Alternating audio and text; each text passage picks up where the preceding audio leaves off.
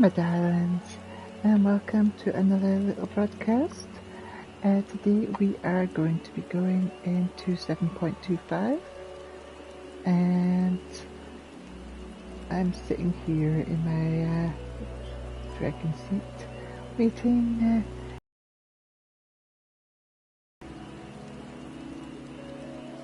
to initiate the quest here. First off, let's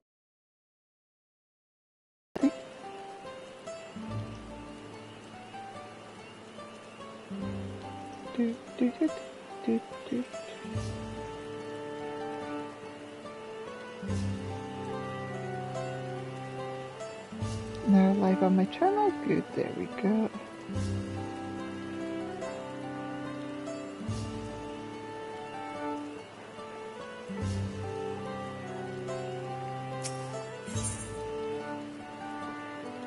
Cultivating hope. Gotolja fidgets anxiously.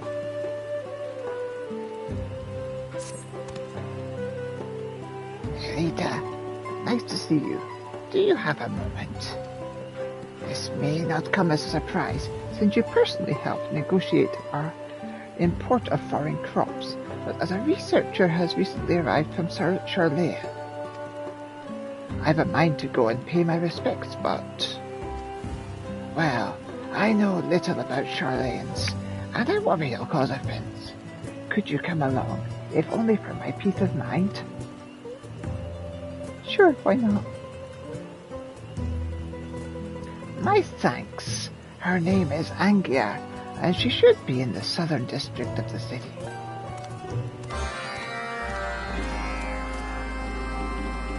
Doodly doo doo doo.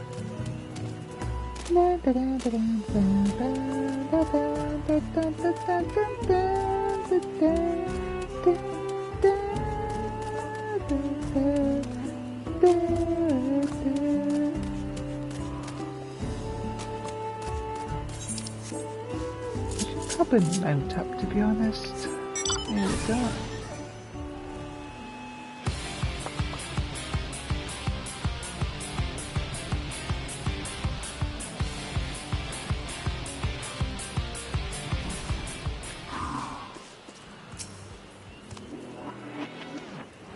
This must be her.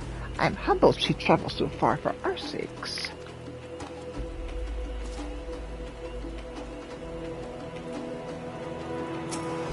Hey, cutie Aura!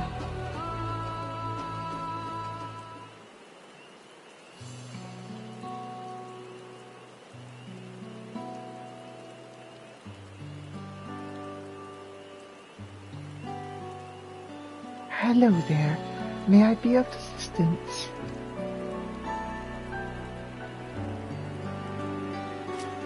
And I'm Gotolja, former mercenary. Now I fashion whatever odds and ends need making.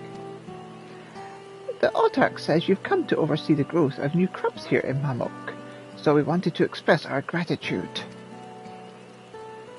That's very kind of you. My name is Angier, and it's my pleasure to be at your service.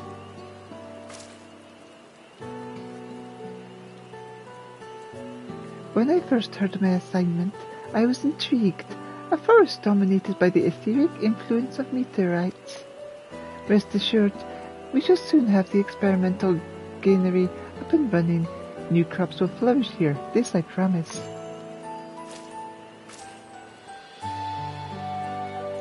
Indeed, my chief concern at the moment is not one of potential, but one of manpower. Mamuk is rather sparse in population, is it not? Yes, most of our able-bodied workers have left, either to become mercenaries or, for other reasons. I myself would be glad to help, but I doubt one extra body would count for much.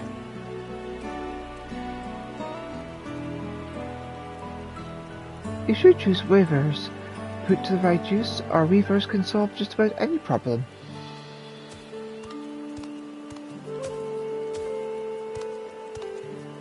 Oh, well, Ja, how many years has it been? I thought you moved to Tulial for good. When I was head charge in the air of Monarch, I had come to see it for myself. Using weavers sounds like an excellent idea. We could hitch them to plows, have them cart heavy equipment. All we need now is someone willing to garner extra materials we require. I know a few gatherers, but most are getting on in the years. We'll have to find an adventurous soul. If you need anything more than local mushrooms or the oddments, it's no herb. I handle beasts, but not ore and timber. You?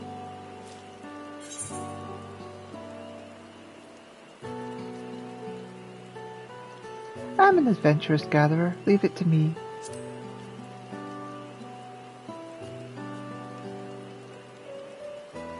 Then it's settled. You'll be well compensated, I promise.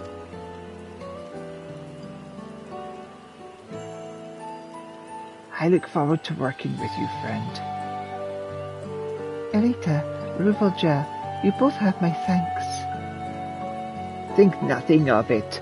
I'll gather what weaver handlers I can find and explain the situation. I'm sure they'll be happy to help as well.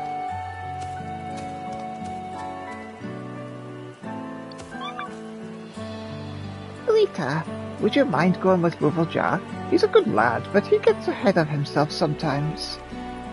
You're more than proven your talent for communication, so if he's struggling to make his point, lend him a hand, would you?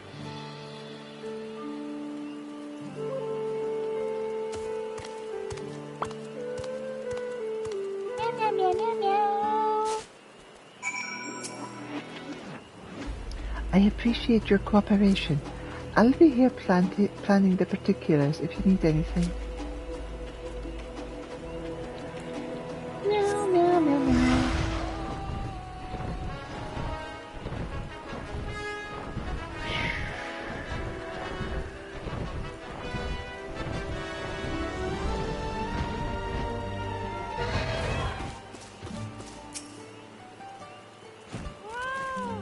My darling has needs. I won't force him to do any work he doesn't enjoy. My weaver's trained for battle. I doubt there'll be much use on a farm. Remind me why we're here again? As I've been saying, weavers are the answer. But ours are specially trained for combat. How do you reckon they'd help with farming? Oh, Elita, perfect timing. Tell them one weaver's worth at least 10 men on the field, won't you?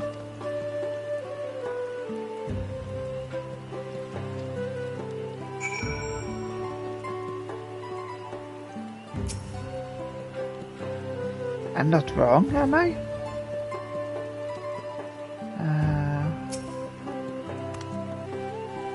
My precious weaver only smashes things.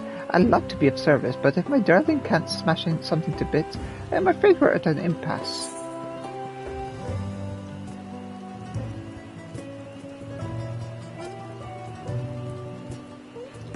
How about smashing rocks?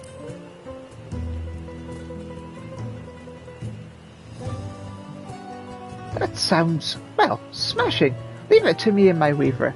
We'll have the garden beds free of obstructions in a blink.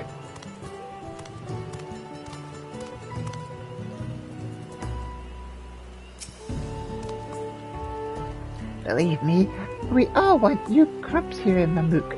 I'm happy to help. I just want to know how a weaver trained for battle could be useful.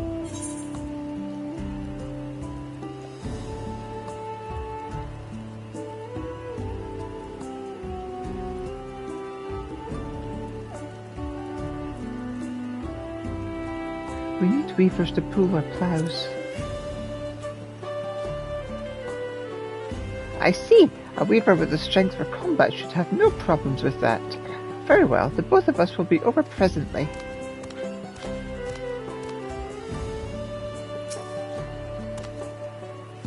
What does he expect our weavers to do exactly?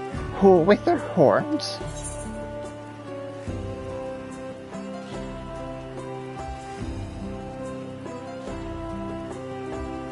More like pull heavy plows. That makes far more sense. If that's what you need done, we can do it.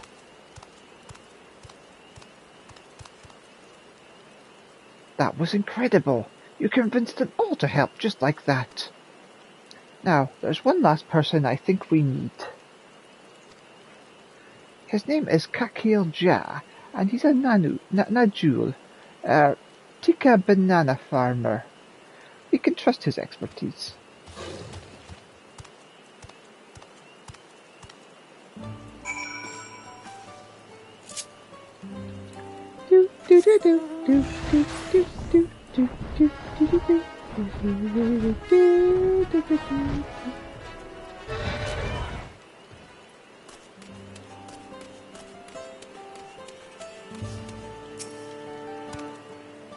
This is Kakil Ja. We've been best friends since childhood, but, well, after I moved to Tuliolal, we haven't had much contact.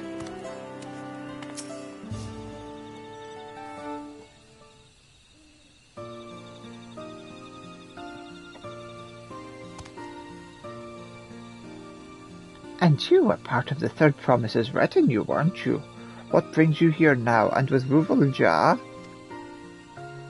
We just met, actually. A researcher from afar is beginning to work on a granary here, and we're both lefty, and I was hoping you might help out as well, knowing as much as you do about farming in these forests.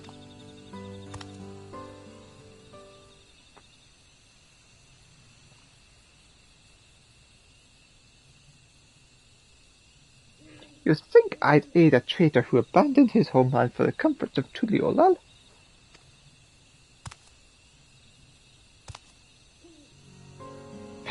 The look on your face. I'm kidding.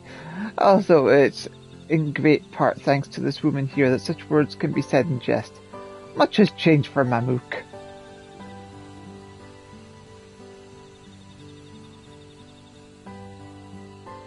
My best friend has finally come home. I'd be a fool to refuse his pleas. Joking aside, your words didn't ring hollow, Kakilja. To many I was a traitor to everything Mamook once stood for. A traitor to my friend for never writing.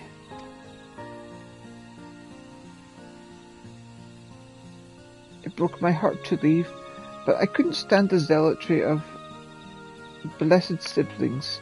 Now that the old teachings have been left in the past, I want to do everything I can for Mamook's future. Thank you, Kakilja, for your forgiveness. I hope that you a new way forward. Alright, hopefully we have enough people to get started. Let's go and ask Angir if she needs anything else.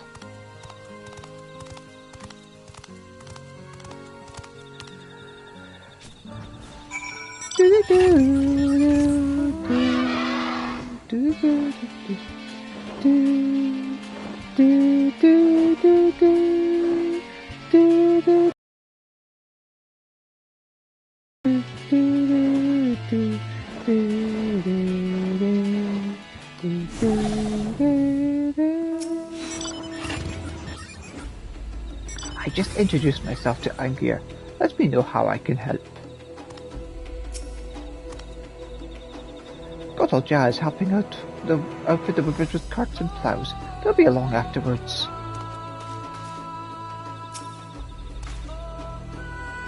Thank you for your aid in recruiting the others. With a handful of weavers, our work shortage is now but a trifle. The handlers have their orders, but there's one thing I would yet ask of you. While fertile, the soil needs some additions to better accommodate the seeds and starters I'd brought with me. I think some charred bark should balance out its acidity nicely. Perhaps you could bring some from the Zorpid Cinderfield? I've obtained the proper permissions from Ikbarax to gather from the Utomaru horizon. As long as your work is done respectfully, we have nothing to fear. We'll begin setting up a base of operations in the meantime, so let me know once you've acquired what we need. Welcome back. I trust that you have what I asked for.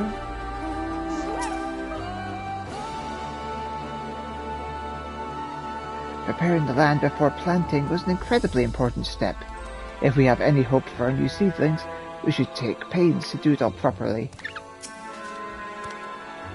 It's a relief to have Kakil work with us. He's been growing Najul forever, so he and Angir should be unstoppable.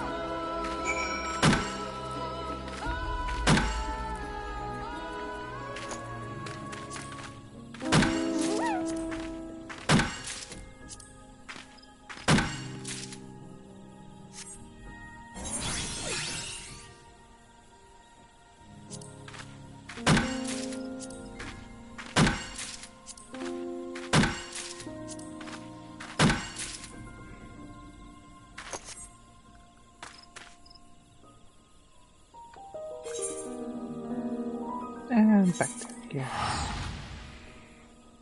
Down, down, down by the river.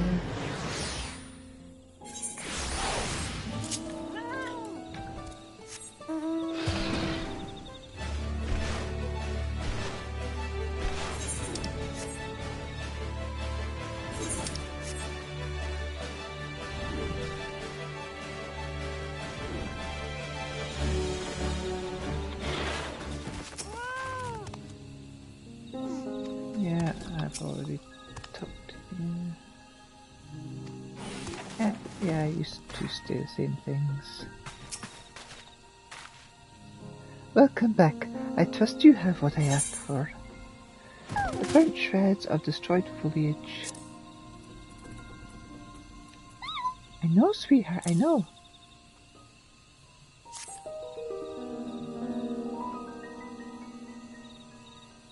Perfect.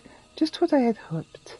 I'll have the weaver handlers mix our fertilizer into the soil as they till it.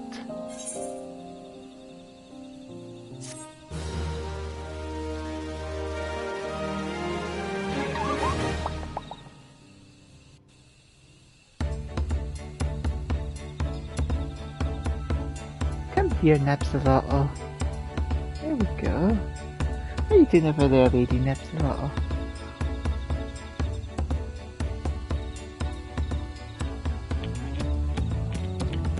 Cart secure. We're ready when you are. Just about. Yes. This should be grown finely enough to distribute evenly.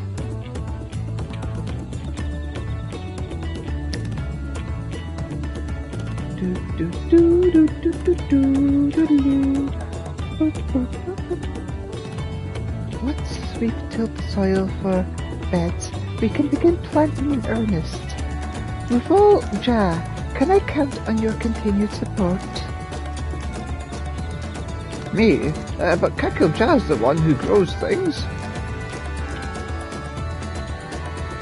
You have such pretty eyes. And you have grown our hopes into a viable operation by recruiting the necessary allies.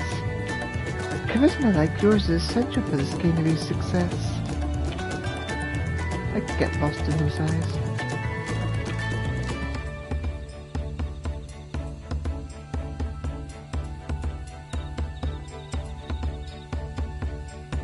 Alright, I'll do what I can, on my pride as a mammal jaw, for Mamook.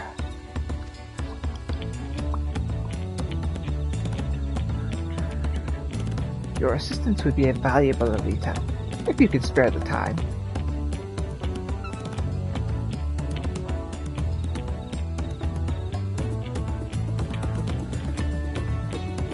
After all these years, my homestead is about to realize true progress.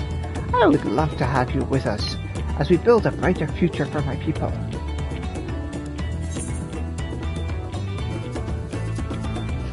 I'll help, on my pride as an adventurer, for Mamook.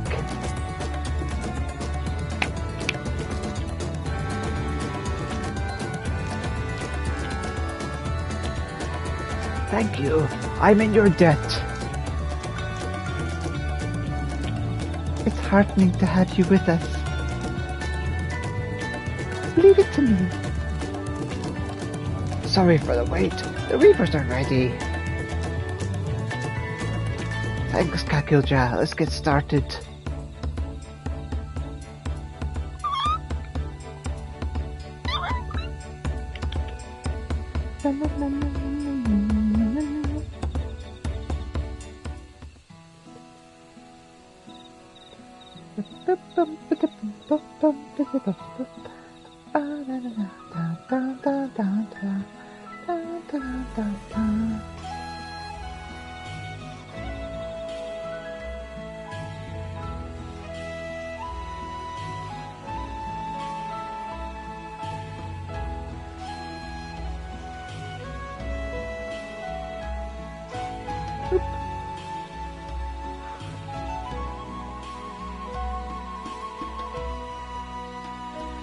This scannery will give Mamook another chance.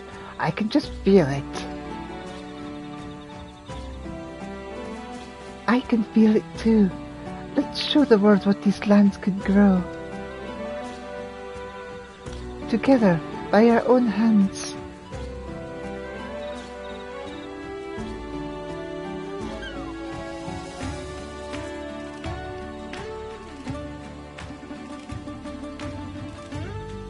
From hopes yet to fully blossom, Mamook has established a granary. Help the Mammal Jack come to love the land that supports them by aiding the farmers of Gokgulma.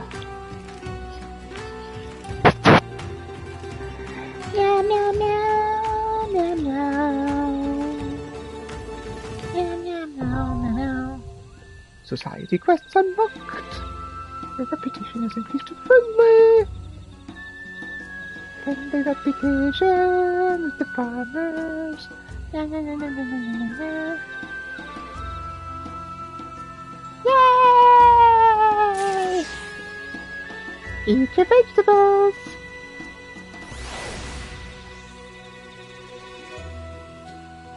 Let's see,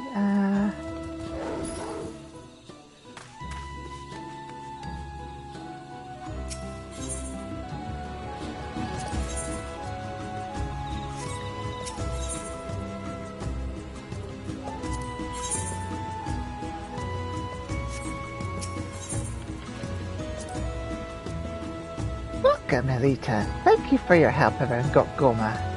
We trade in both foreign and local currencies, so feel free to peruse our wares.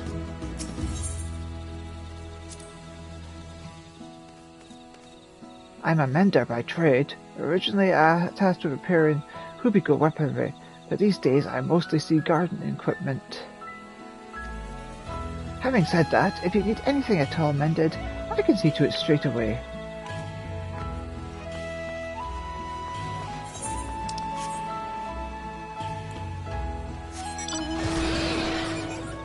How do I get to the others?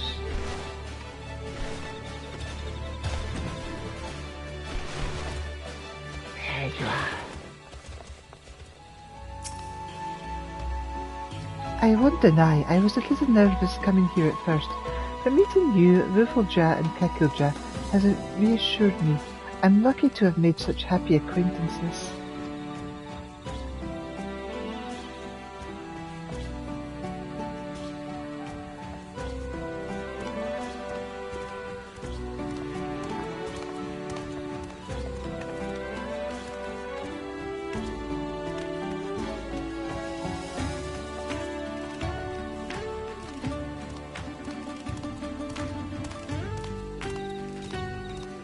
You're covering up your pretty eyes.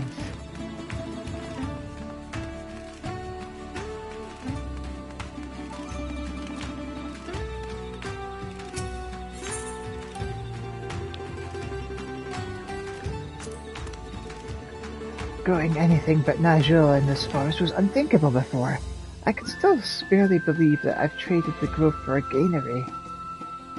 In our tongue, Gokgolma means eternal colour.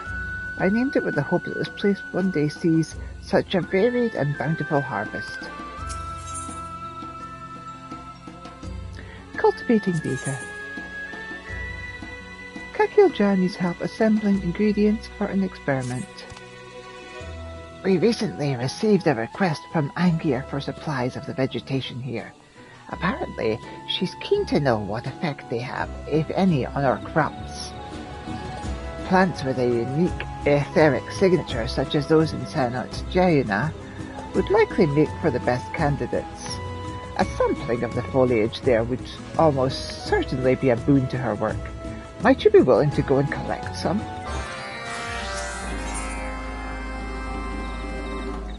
Toil for the soil. Kakilja is concerned about the granary soil.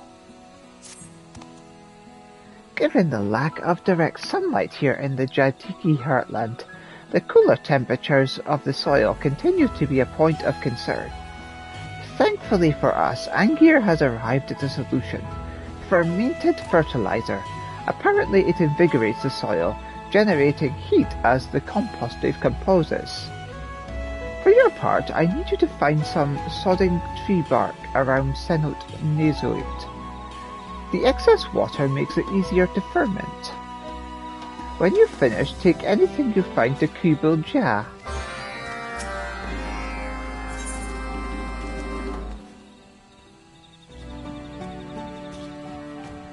Stems the breaks. Kakilja has need of a capable courier.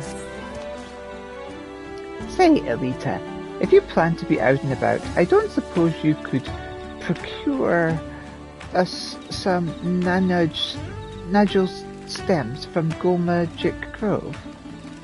In case you're wondering about sudden demand, Angier requires a few specimens for testing. Seems she has plans to repurpose them.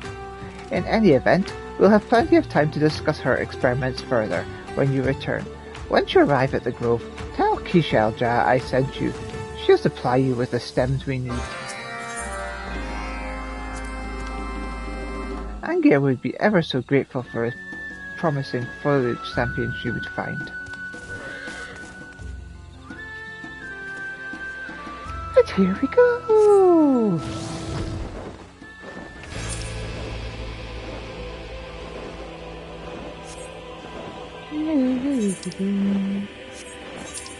There was a quest. It's gone. Meow meow meow. Do, do, do, do, do, do.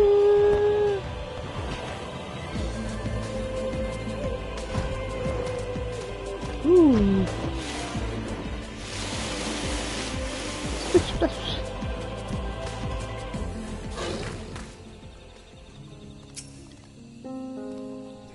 Here on behalf of Kakilja, yes. The stems are ready and waiting. Feel free to take as many as you need.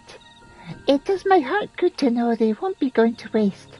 Send the folks at the granary my best regards.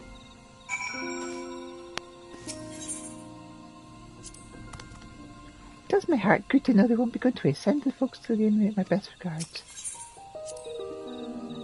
The grove will only get busier from here on out, I wager.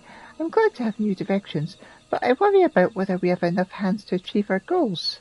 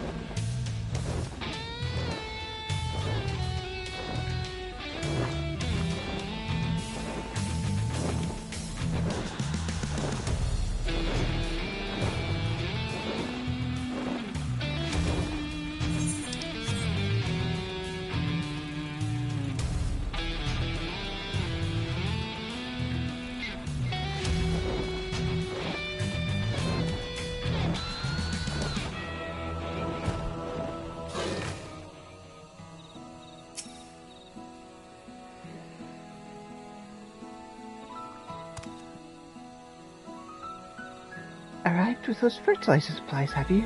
Well, let's have them. Tree bark saturated with water, perfect for fermentation. Wonderful. I'll get to mixing the fertilizer right away. Thanks again for those supplies. Won't be long before we have a fresh new pile of fertilizer.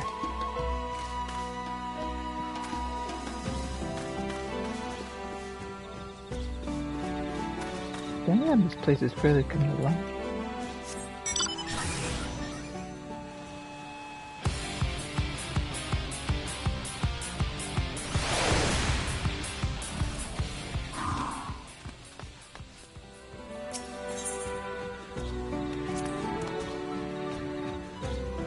So, were you able to find anything promising?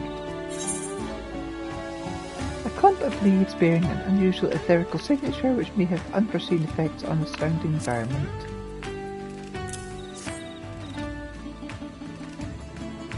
My, what a fine specimen. Angir will be thrilled.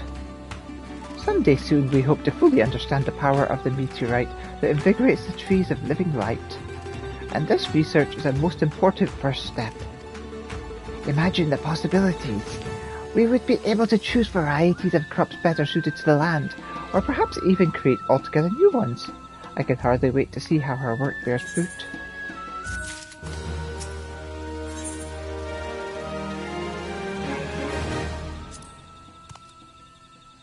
Finished handing off the supplies, I see. Keeble-Jam must have been thrilled, and relieved, I'm sure. The right soil temperature is absolutely crucial during the budding stage. With this fertilizer, the fields are certain to thrive, so I hope you'll help keep us stocked with supplies.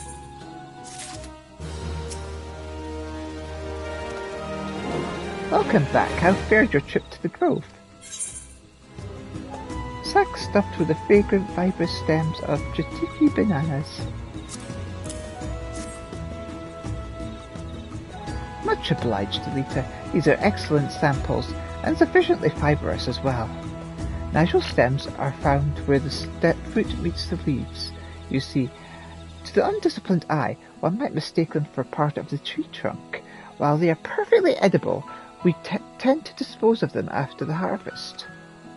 Angir, however, believes their naturally occurring fibres could be utilised to craft string and cloth. And with these samples at her disposal, she'll be able to put those theories to the proof. If we require any more of them in the future, I'll be sure to keep you informed.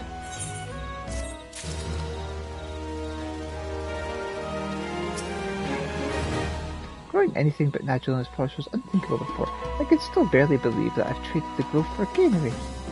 I've turned Gokoman's eternal colour. I named it with the hope that this place one day sees a varied and bountiful harvest. Right, nothing interesting there yet.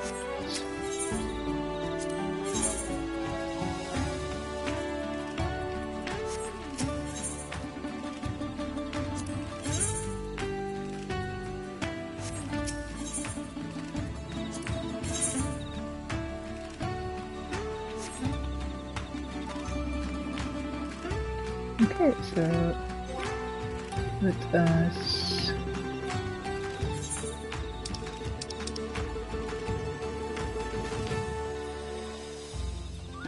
so currently at 180. Tomorrow will be 360.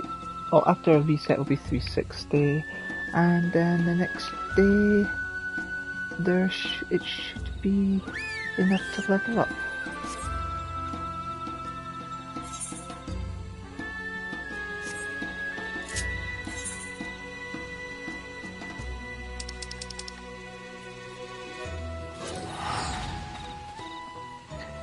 Let's go to solution 9, there should be some mandible stuff to do.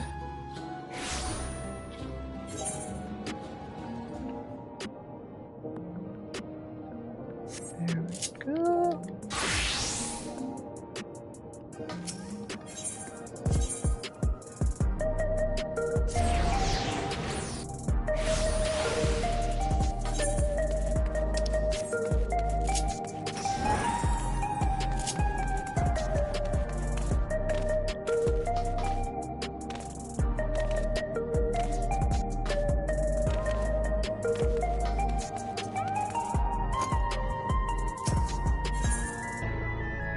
wizened testimony. Nashu Makaraka's expression is equal parts consternation and anticipation.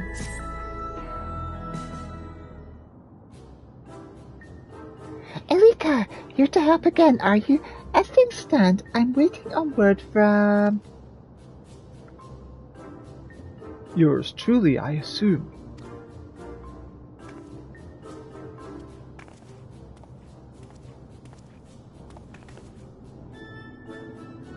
Since parting ways, I've searched every ally and dive bar in Everkeep for signs of this Hildegrand character. It's pronounced Hildebrand.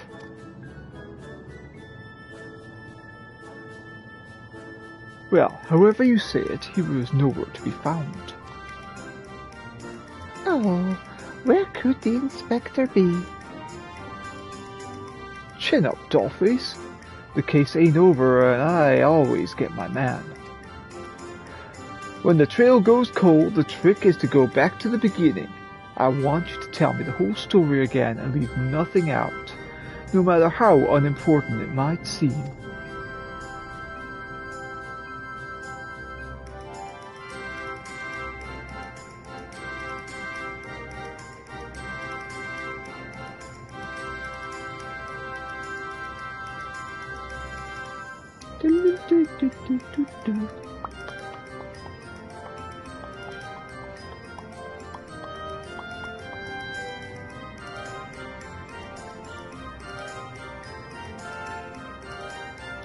So, you followed rumors of the flying disc which nabbed your friend, and that led you to the place where it most likely crashed down? Here. You also think he was caught inside the dome when it appeared, and from your perspective, went through 30 years in the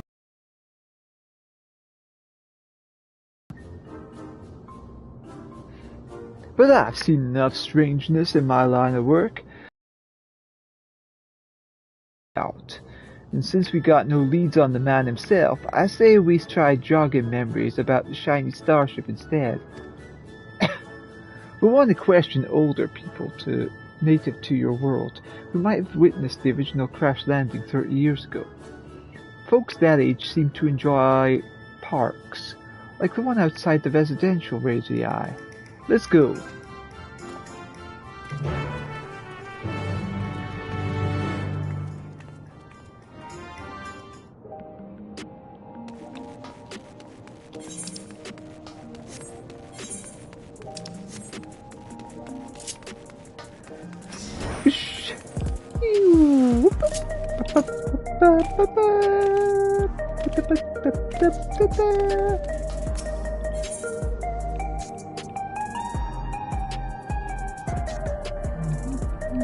There we go.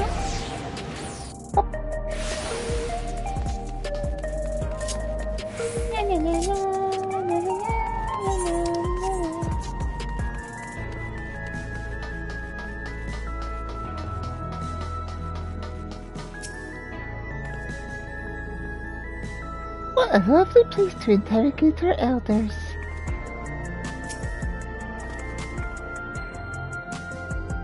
Old timers aplenty as promised. Pick a prune and get to it. Oh, I still have that illustration I lent you last time. Showing it around should help nudge some ancient noggins.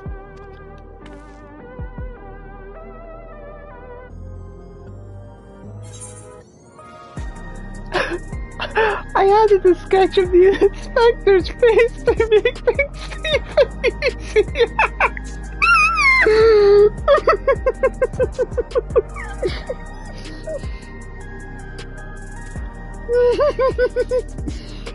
I have another copy for myself, but that makes two, Elita. You and Detective Harbaugh will have to share.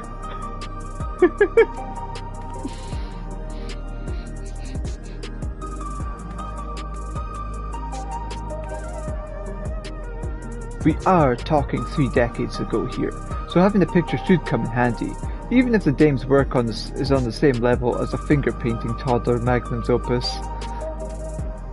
Elita, was it? Well, you let me know when you're ready to bother some park tours.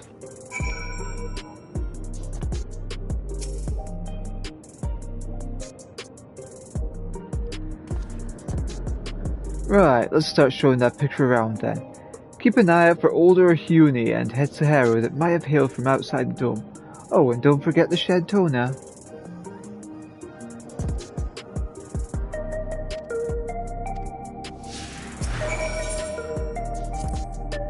If this Hildebrand really does look like me, I look forward to meeting him in the flesh, if only to see if the resemblance is more than skin deep.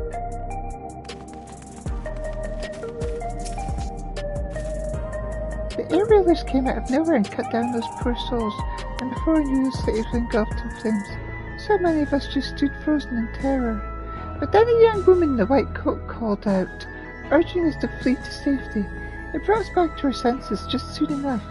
If I see her again, I'll be sure to thank her.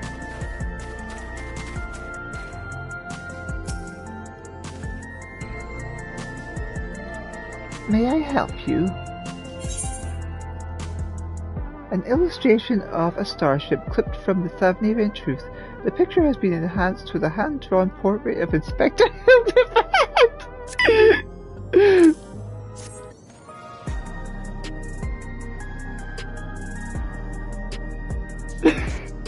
I'm sorry, but 30 years ago I was practically an infant.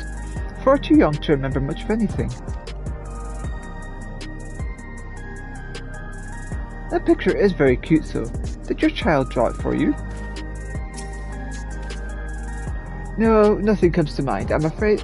Perhaps try asking someone who was a little older at the time.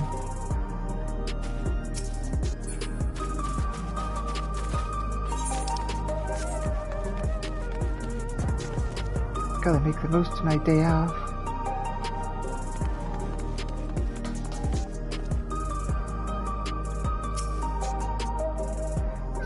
What can this old lady do for you?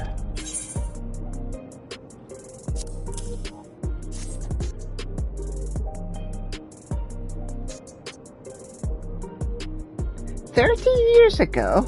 Oh, I honestly don't recall. My memories of that time are faded at best, my dears. That is a lovely drawing of you, though, sir. It really captures your essence. That slog-jawed mug? You've gotta be kidding me. Such a long time ago. Such a long, long time ago.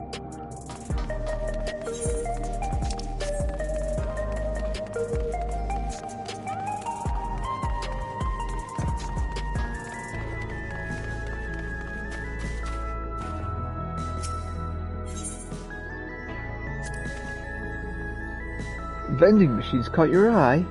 Yeah, you could buy yourself a coffee or an energy drink, but luxuries like that make you soft. When I'm alone, walking through the darkest, dingiest parts of the city, I need something as weathered and weary as I am. I'll stick to my eggs, thanks.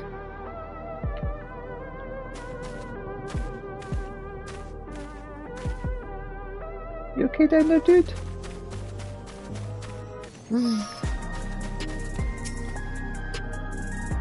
This would have been like 30 years ago, but did you happen to see a flying craft like the one in this picture?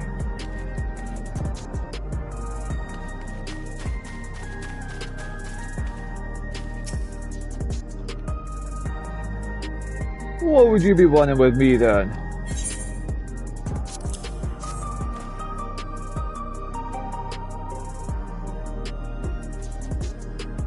Can't say I'm familiar with it, but I do remember 3 decades ago when I was still in the bloom of youth, well, middle age.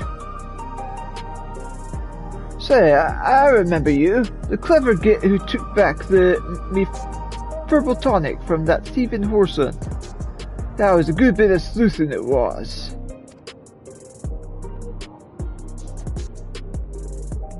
No need for all that, I was just doing my job. Sorry to see the tonic didn't do its job though.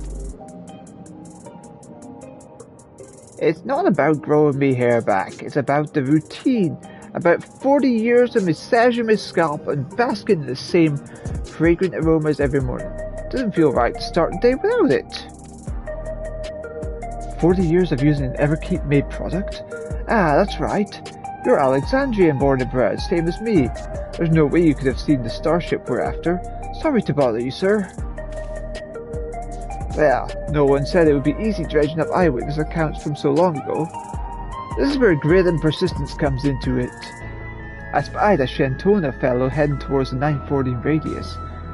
Hard to guess his age with how long they live, but who knows? Maybe we'll get lucky this time. You're working with some clever detective. I'm sure you'll find whatever it is you're looking for. If this Hildebrand really does look like me, I look forward to meeting him in the flesh, if only to see the resemblance is more than skin deep.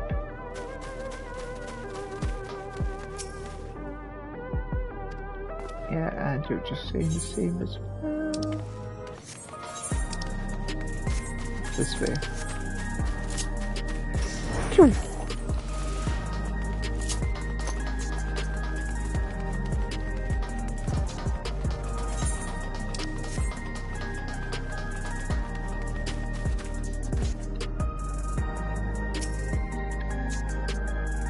Lovely day, isn't it?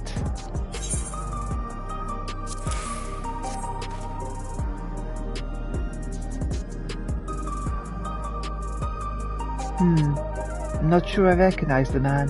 Hard to tell with such a, simple drawing. Forget about the drawing. We're more interested in what you know about the flying disc. Ah, yes, the craft I do recall seeing. When I felt the sun upon my face, I was living a very different kind of life at the time. It was during a hunt that I spotted it. Flying machines were a rare sight back then, so I remember it well, even now. And do you remember where it was headed? It appeared to crash somewhere in Uyuwara, to the north. I was of a mind to seek out the wreckage, but then the dome suddenly appeared, and I had far stranger things to worry about. There, what'd I tell you? Let's find your pal, Nashu, and share the good news. As I said, I believe your flying disc crashed down somewhere in the vicinity of Uyuwara. If I hadn't been distracted by the dome, I wonder if I would have found it.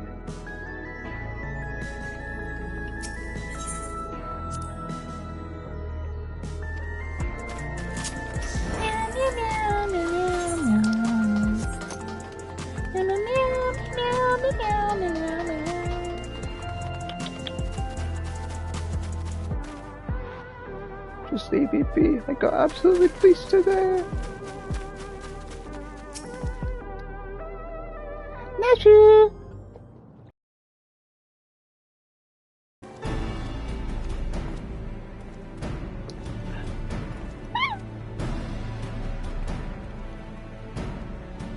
No one seems to know anything about the starship. Did you feel any better?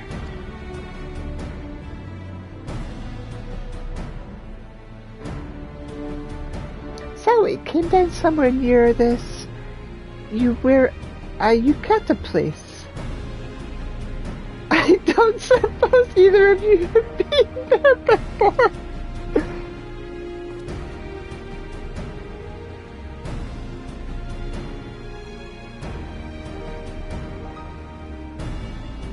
A research facility, you say? If some unidentified shiny object fell from the sky nearby, then I'd wager there are people soon scooped it up. It seems we have our destination, but how to get across the lake?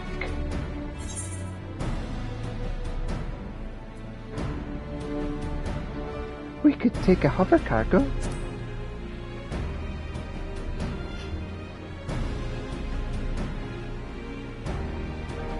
That we could!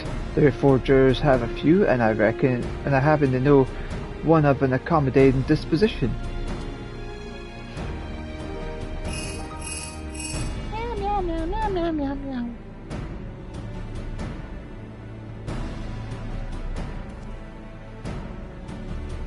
Right, that's our transportation sorted.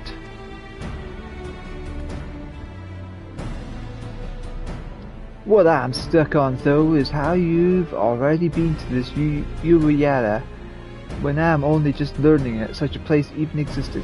What's your deal anyway?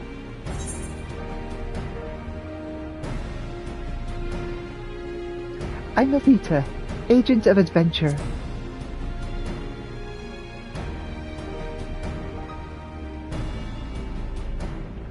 You adventure for a living? Is that it? Well, it's clear you're no fresh-faced mook. Let's press on with the investigation. My reforger friend should have a hover cargo waiting for us at Drift Towns. I better pack a dose of Nasher's Delights. Those explosives of yours? Leave them behind. Don't need no dizzy dame blowing herself up on my watch. Or me, for that matter.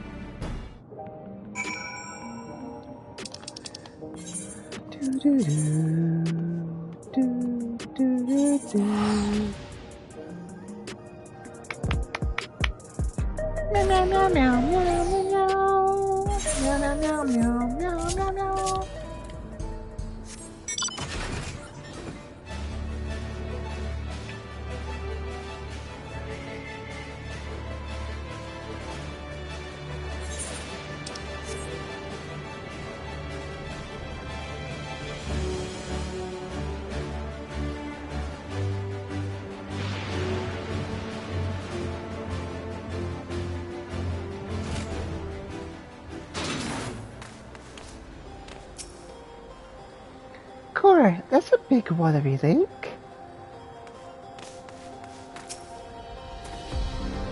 This is the reforger pal I was telling you about. She keeps tabs on the Heritage Found scene, and was big help when I needed information for a case that spilled outside of Everkeep. I hear you need transport to Uyuwara. The hover cargo is ready if you are.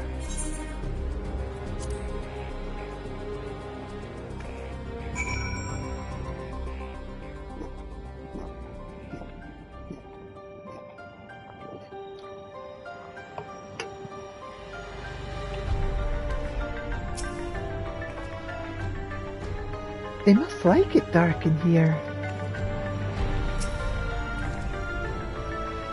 This place is a mess, but I don't see any monsters roaming the halls at least. Should be safe to split up and have a look around.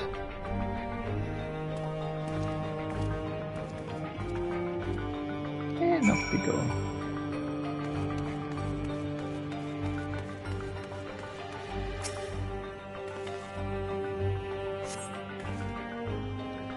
Shuffling through the various documents in the cabinet, you find one entitled Confidential Files Admin 1. According to an associate native to these lands, the unidentified vessel we recovered near Uyuwata had flown into the region not long before the dome manifested. Their testimony was corroborated by a thorough examination of the wreckage, which yielded not a single sliver of electrope. The vessel was, without a doubt, manufactured using technology fundamentally unlike our own. This mystery was further compounded by the discovery of a human survivor within the craft. Despite the apparent force of the impact, the lone male occupant had sustained no visible injuries. Oh, they haven't been cloning Hildebrand, have they?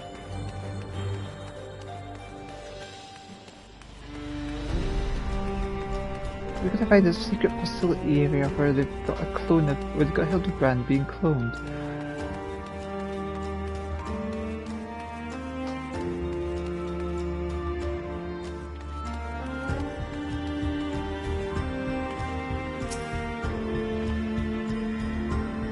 A lot of people being pickled in here, but Inspector Hildebrand isn't among them. Speaking of which, did you see where Detective Hardboiled went?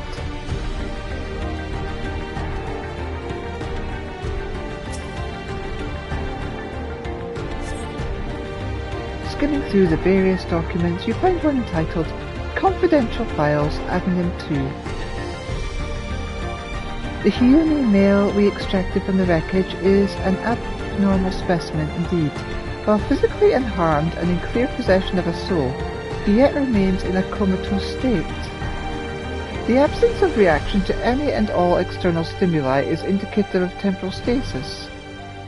Every method we have attempted, Be it electrical shock, a hot bath, or a sharp slap across the face, has failed to wake the subject. Is his remarkable corporeal fortitude an innate natural quality, or was it acquired with the aid of unknown technology? My enthusiasm for this research knows no bounds.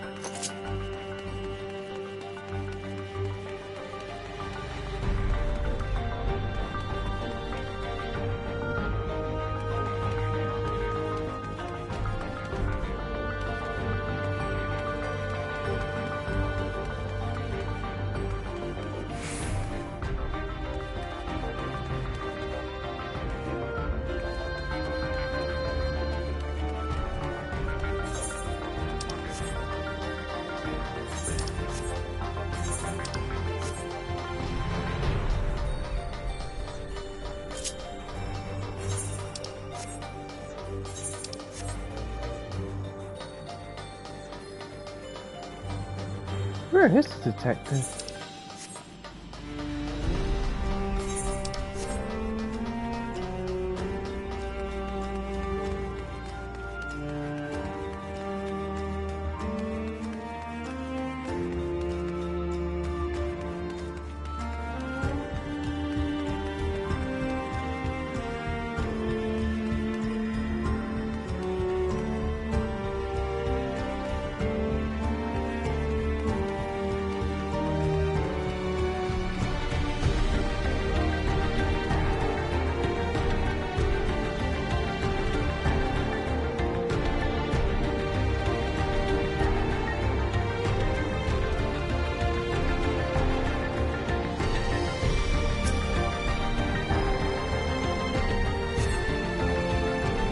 The document held by the clipboard is entitled Confidential Files Addendum 3. I cannot understate the incalculable potential I see in our mystery subject. If we could but unlock the secret of his preternatural resilience, then we would never again need risk the dangers inherent in the transfer of monstrous souls. While some of my colleagues insist that vivisection is the only recourse, such an extreme measure would mean forsaking the knowledge the man might impart to us regarding his equally intriguing flying vessel. For the time being, we have decided to suspend all research related to this subject. The specimen will be preserved in a biocapsule in Sector 51 and placed under observation in the hopes that he will one day regain consciousness.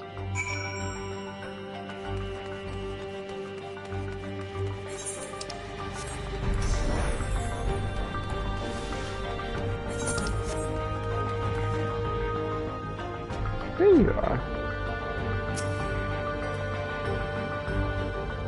Elita, sorry, something else on the records caught my attention, led me to a different floor. Had to rustle up a verification key first, so I haven't spent any time on your starship mystery. Did you turn up anything yet?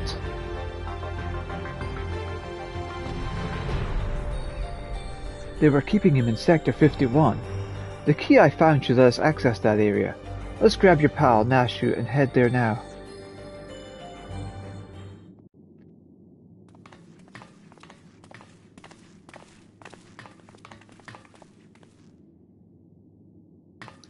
Inspector Hildebrand, there you are.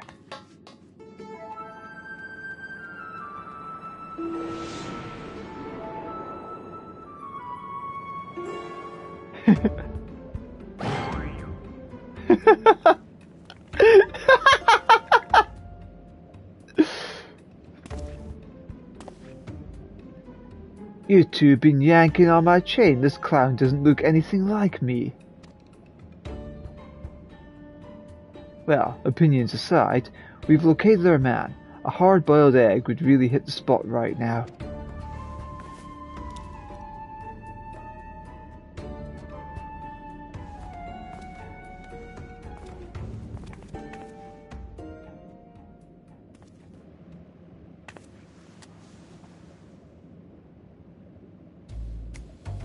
Here, give this to the detective.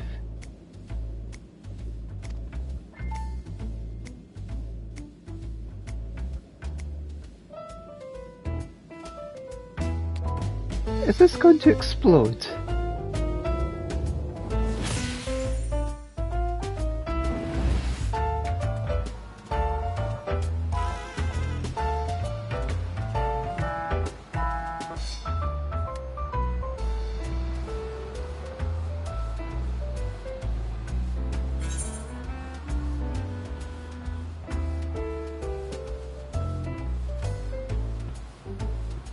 From the lady.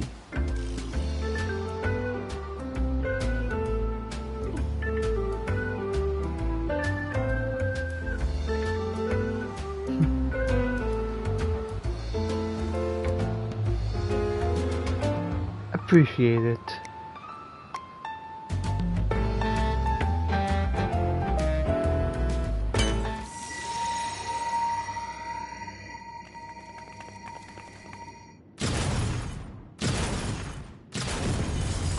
I knew it was going to explode. Ah, Nashu.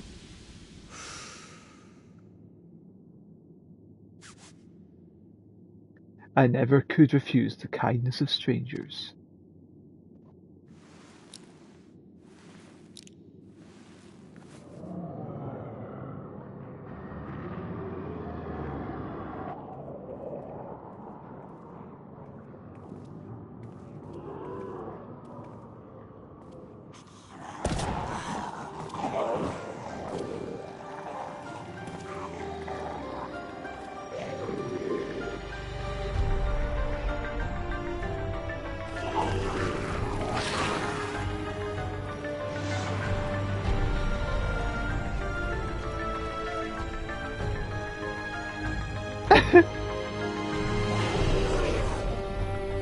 Look at them wiggling!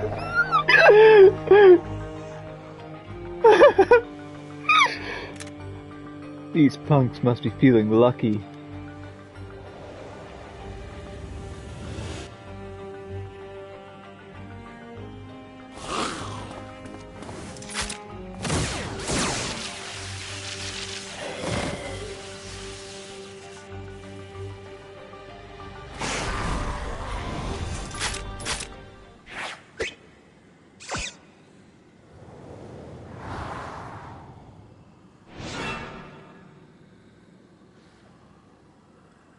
There is no need for firearms nor fisticuffs. I shall resolve this altercation in a manner that behooves a gentleman.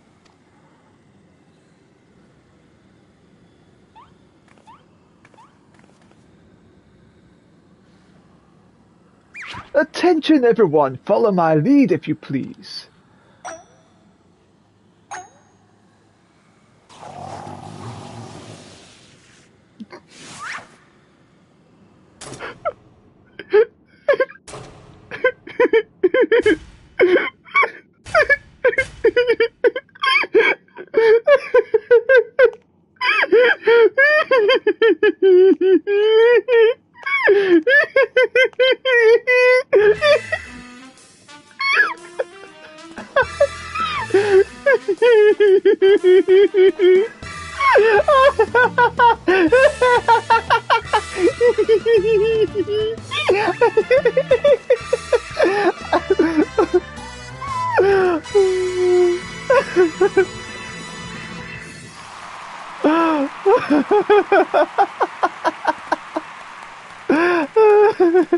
Splendid, most splendid. Let us remember to always comport ourselves in a gentlemanly manner.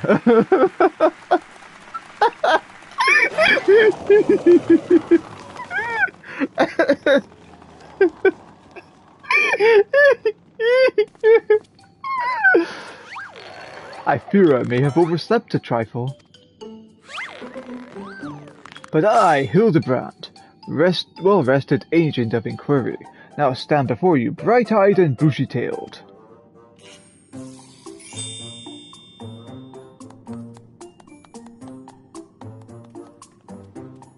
By the by, who is this austere-looking fellow? A new admirer of mine, perhaps? This is Detective Hardboiled, your soul twin from another world.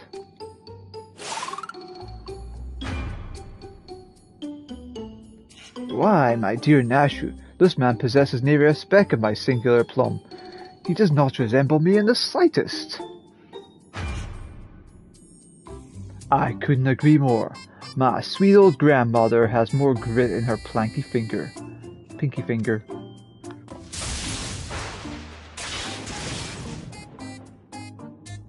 That's odd. Maybe I need new glasses, but the two of you seem practically identical. I love my shocked expression.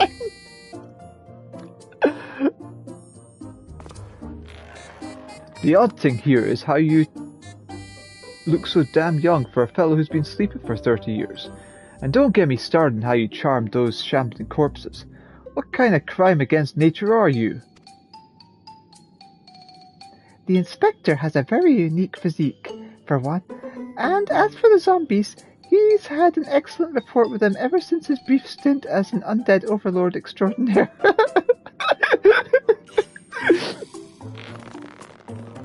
That raises more questions than answers. Still, we can consider your missing person case closed. Which leaves me to chew on the something else that caught my attention earlier. I smell a new case brewing, and I mean to follow my nose. A case, you say? Then allow me to offer the services of Hildebrand, Inspector Extraordinaire. Undead Overlord seems more plausible to me at this juncture, but I'll bite. What does a fellow like you even inspect?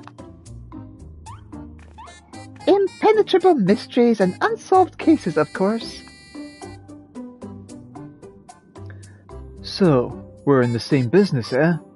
Makes me wonder how this gentleman act of yours actually helps you get the job done.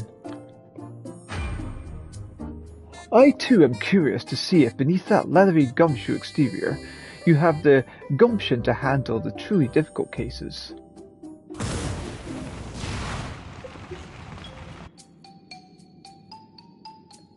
The dame, she your assistant? Lion steadfast.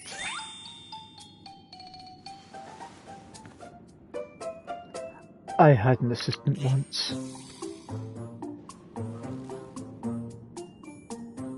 But now ain't the time to reminisce. We have a new case to work on. This'll be just the thing to prove your sleuthing chops, Inspector. Let's get out of here and get down to brass tacks.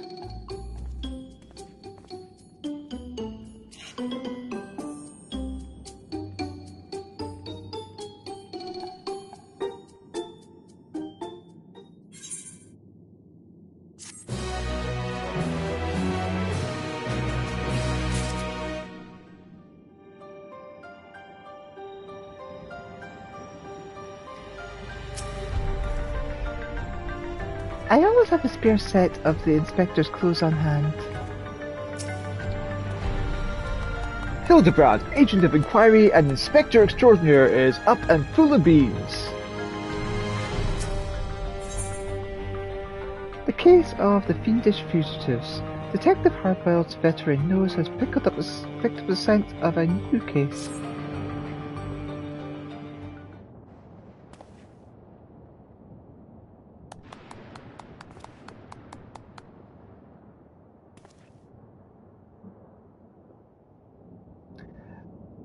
As I was saying, I got a whiff of a new case in the making, so listen up while I explain the particulars.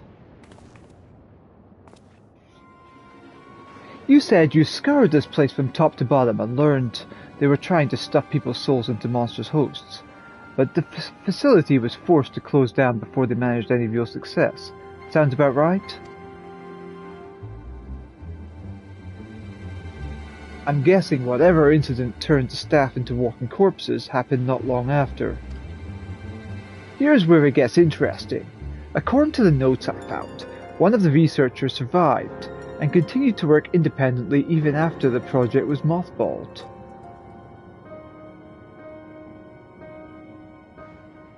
Apparently he dismissed the Tural Vidal as impossible to control and instead chose to pursue his research, using less honorary beasts. Are you suggesting this mad scientist transferred his own soul into some slavering fiend? Nothing so mad as that. No, he saved that honor for convicted criminals. Seems he had set up a fake rehabilitation program, had the prisoners transferred, then yanked out their souls for use in his experiments. How awful! And what became of these now criminally minded creatures? That's the million-credit question.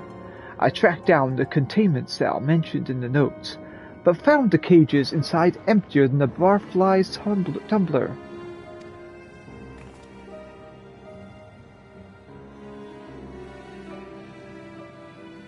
A little digging into the operations log showed the cage locks were opened only recently, which means we find ourselves on the case of the fiendish fugitives. We must seek out and apprehend these dastardly evildoers on the double.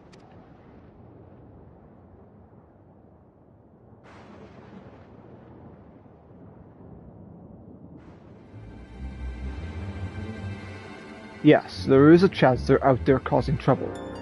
And as a detective, I can't turn a blind eye when I suspect a wrongdoing is afoot. Luckily, I also found a storage device that I figure belonged to the author of those research notes. It's pretty banged up, but I think the data might still be intact. Let's head back to Solution 9. I'll take this thing to my place in the recreation zone and see what I can recover.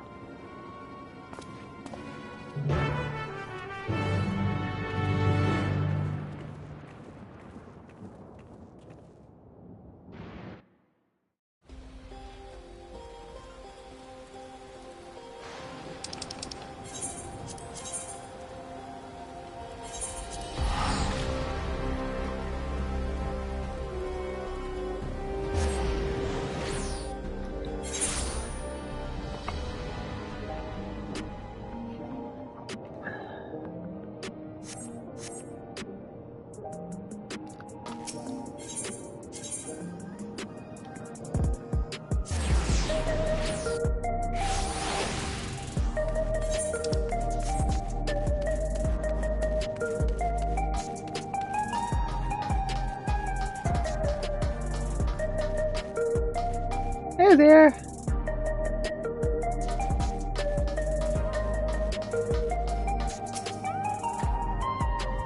Cora, I never noticed how far down it went. Whoa, jeez, it does go quite far down.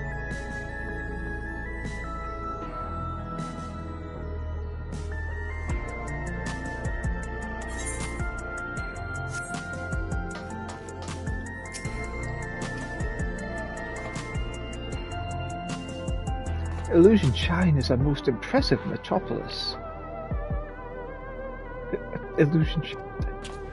Solution 9.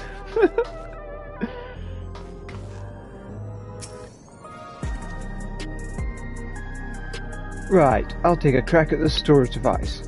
You're better off waiting outside. I'm not the kind of guy who makes his bed every morning, to say the least.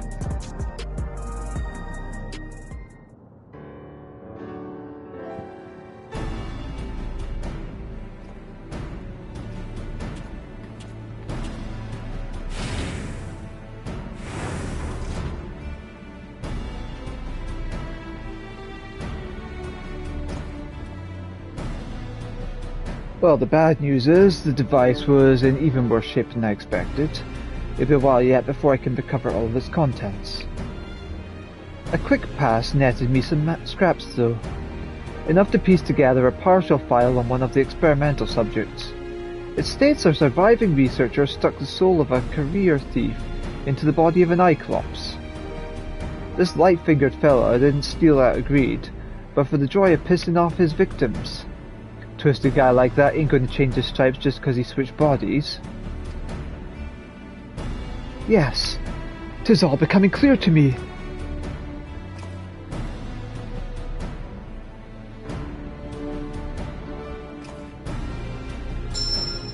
His intentions are obvious. Our impish escapee will burgle the most prestigious jewelry store in the city. As soft-boiled a guess as any I've ever heard, your instincts are way off, pal.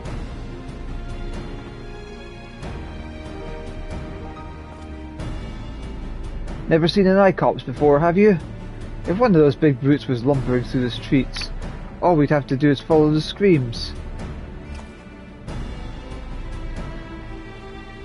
No, if he's plotting the heist, it'll involve a target outside Everkeep. And he won't be aiming to pilfer any old supply crate. Neither, but something that'd really cause a nuisance.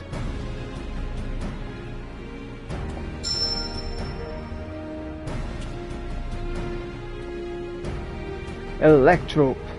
Alexandria's got a habit that only miraculous ore can satisfy. We need to hustle to the quarry outside, and I mean now.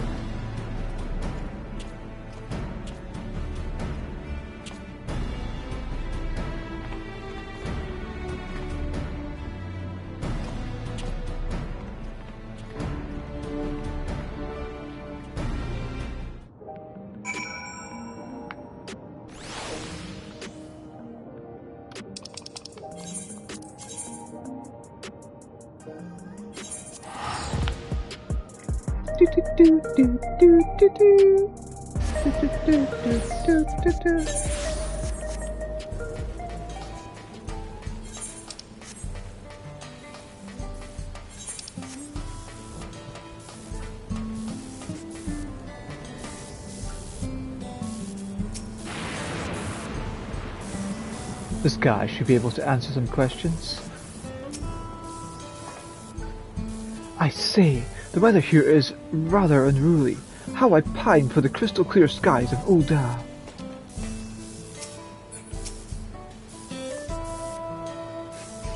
It's just me, or is someone frying a block of cheese with a steady current of lightning energy?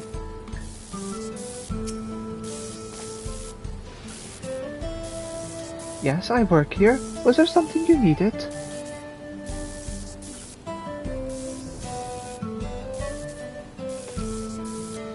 Have we had any thefts? Funny you should ask, actually. We've had several shipments of raw electric go missing in recent days. The strangest part is the guards didn't see a damn thing. You'd need a hover cargo to move those heavy blocks, and surely someone would have noticed it coming and going. There, what'd I tell you? A sneaky Cyclops could have run off with those blocks without breaking a sweat. You know who the culprit is then? If there's anything I can do to catch them, just say the word. That's mighty kind of you, friend. Then let's have you bait the trap with a stack of electrope, placed conveniently out of sight of your patrols. We'll do the rest. One tempting stack of electrope coming up.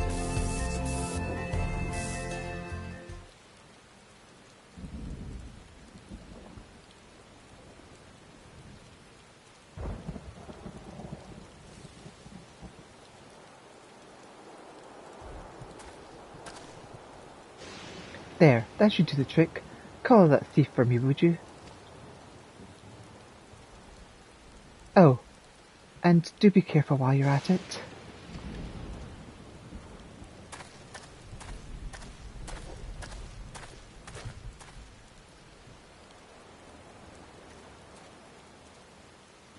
The trap is set, now we wait.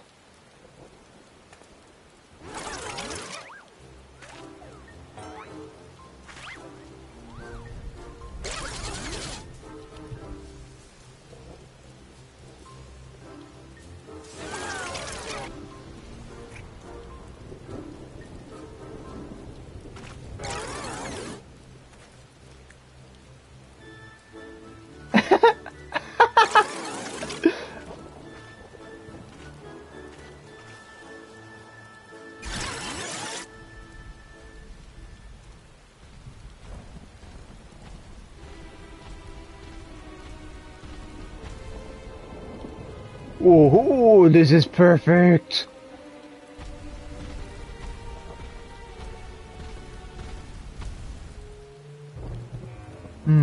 Maybe a little too perfect.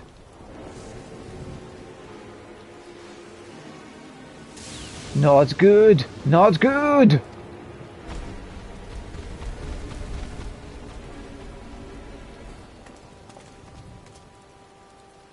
That's our thief.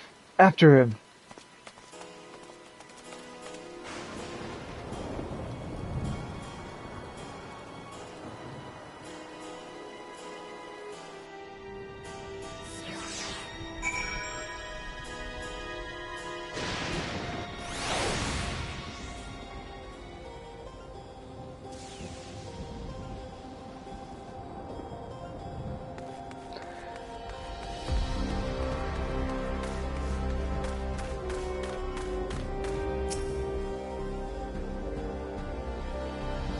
Who would have thought a creature that big could run so fast? Ooh, so many Iclopses. Or is it Iclopses? We've lost sight of our quarry. And he's gone to ground in the middle of a field of Iclopses. We got us a wise guy. Not a tough guy, though. According to his file, says he's got no stomach for fighting, so we just need to split up and find the one that doesn't try to squish us on sight. Of course, even if he is a coward, he's a big boy now, so might still try to go on down swinging. Shout out if you hit pay dirt, and we'll take him together.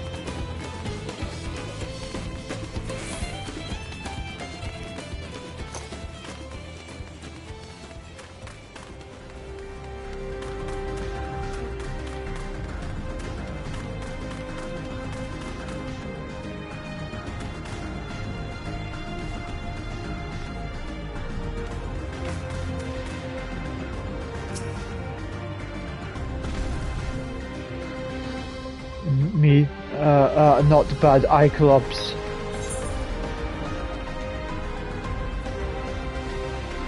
No, so why are you stealing?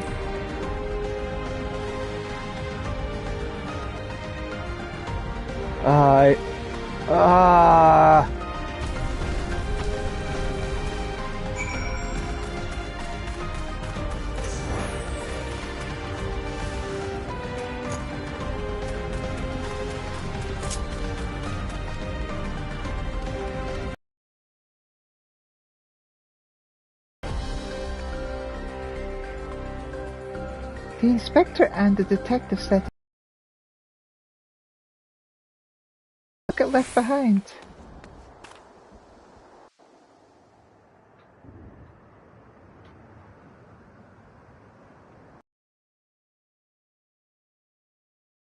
Oh.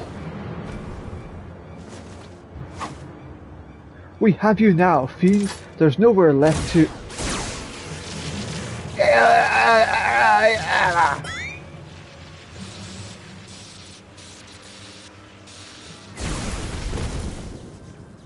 Ow, ow, ow! It's like being stabbed by 1,000 tiny needles.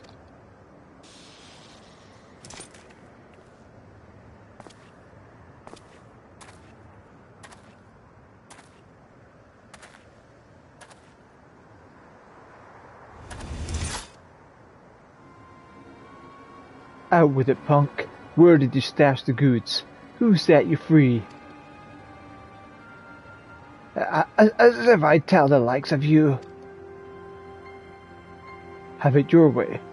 I hear this stings worse than chili sauce in your eyes. No! Now, detective! Threats and intimidation do not become a gentleman. Move, damn it! Move! Give a criminal a chance and I'll make you wish you hadn't.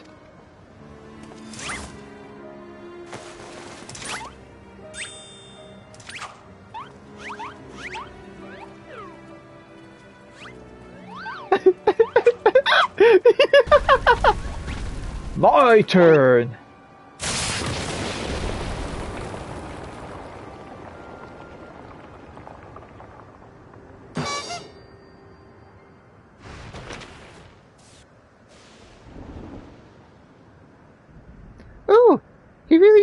big boy.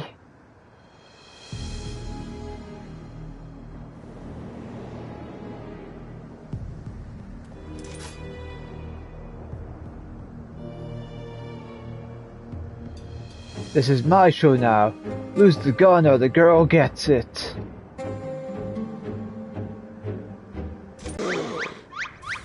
Ew, is he twitching?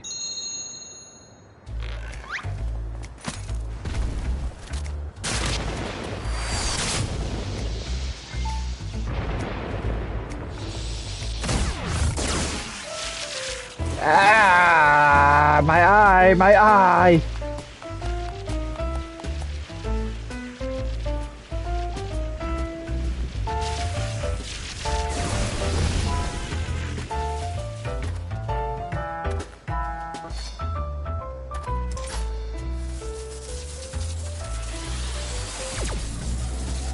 You had your chance to come quietly. Say good night, sunshine.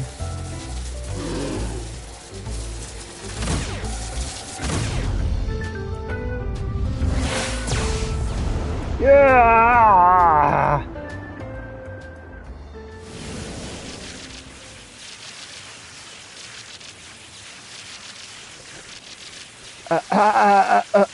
That didn't hurt at all.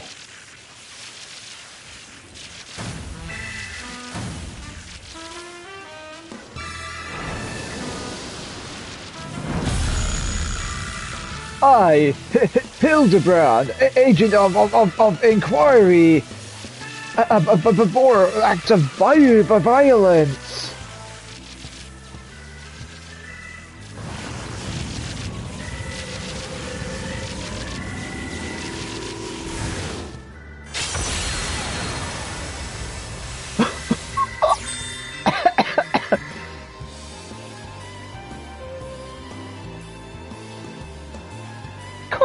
The inspector's all lit up. You gotta be kidding me. That shot had enough juice to take down a girl for them. So bright! Too bright for me to bear!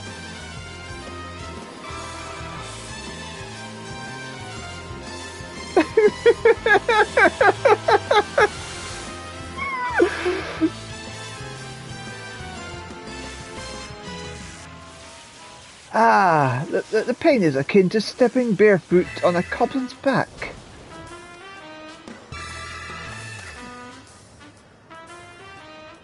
Master Thief, are you certain you aren't willing to speak with us?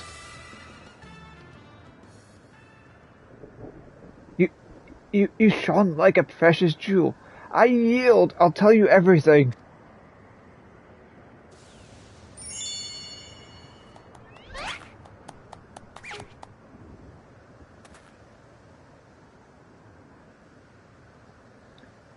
Soft-boiled and correct.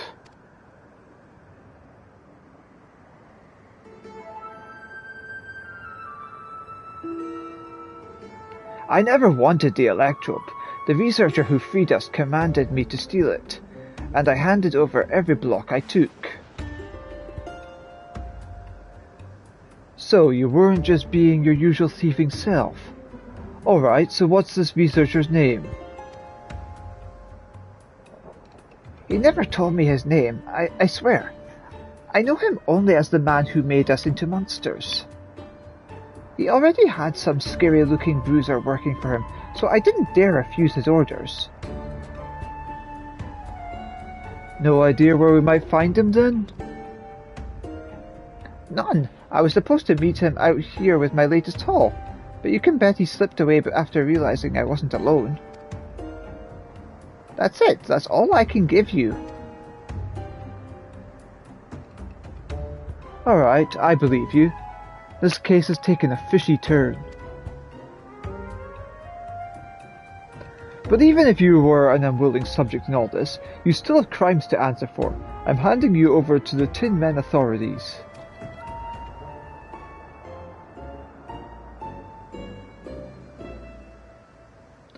Don't worry, I'll explain how you're a crook in a monster's clothing so they don't just send you to the Arcadian for slaughter.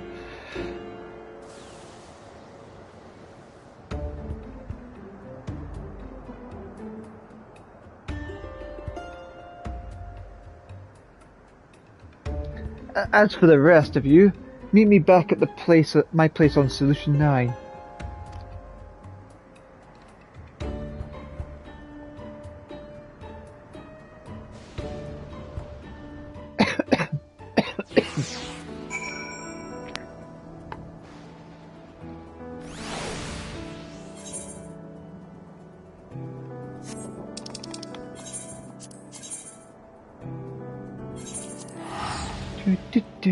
Do.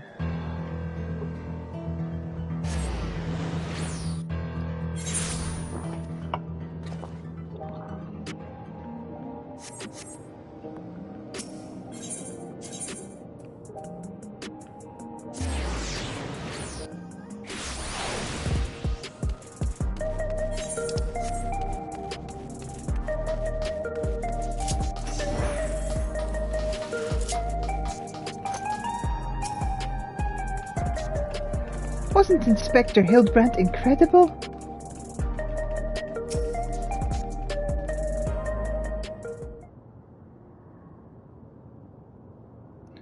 Surely Detective Hardboiled must now acknowledge my dazzling investigative skills. In your dreams, pal.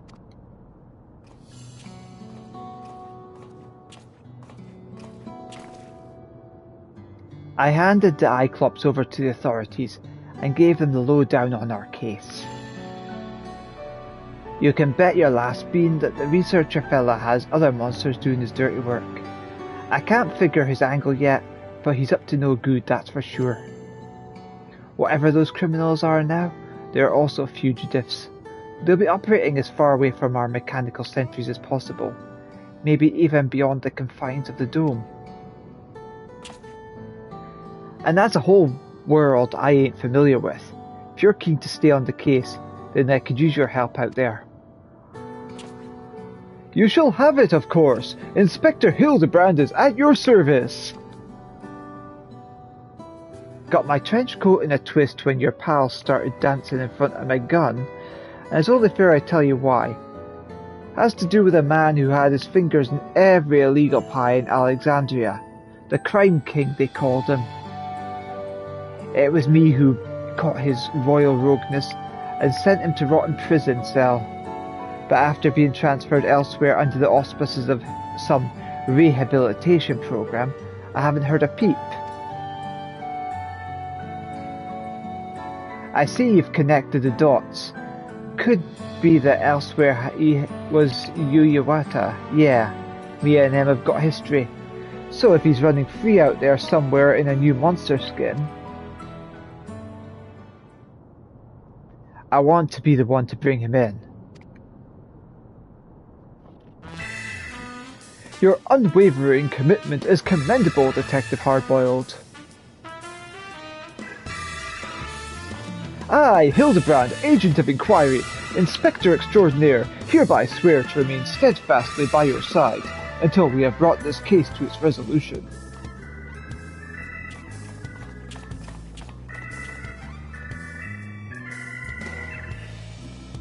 I don't recall asking that soft-boiled dope to do a damn thing. Anyhow, I'll get back to pulling scraps of data from that box. Drop by next time you're in the neighbourhood. Maybe I'll have a new lead for us to follow.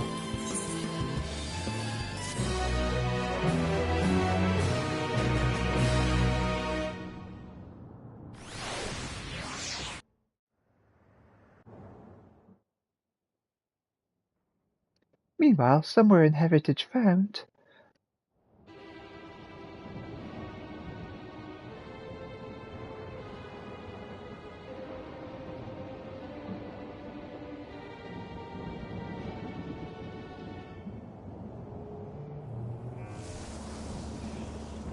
I was hoping to see our hulking Cyclops squish those curious rats.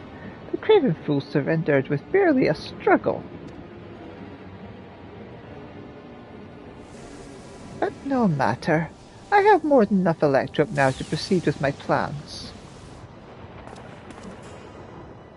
Given the right direction, you outlaws have proven most useful, especially with the aid of your new monstrous talents. I thought you were suspicious.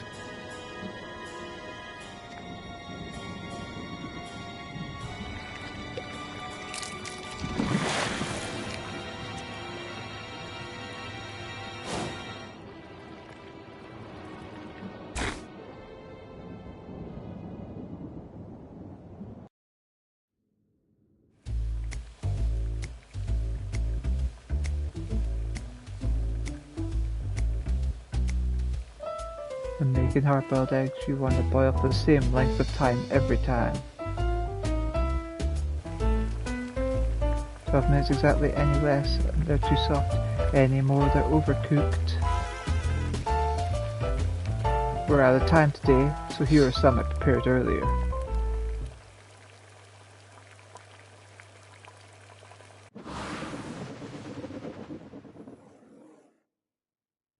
Boop.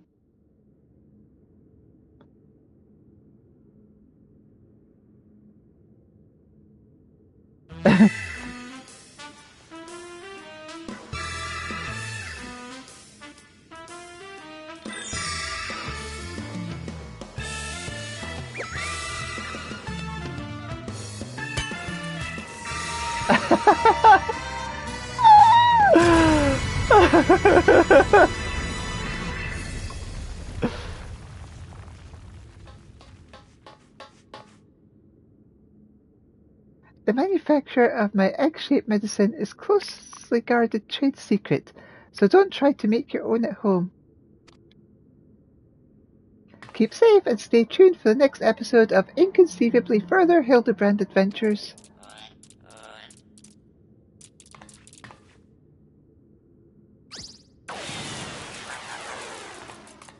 See you, Inspector.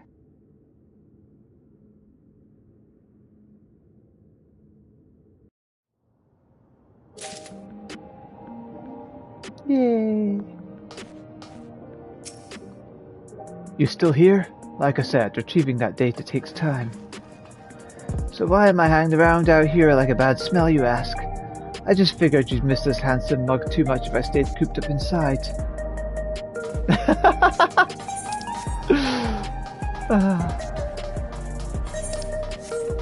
Right, okie dokie. I've done that and I've done that.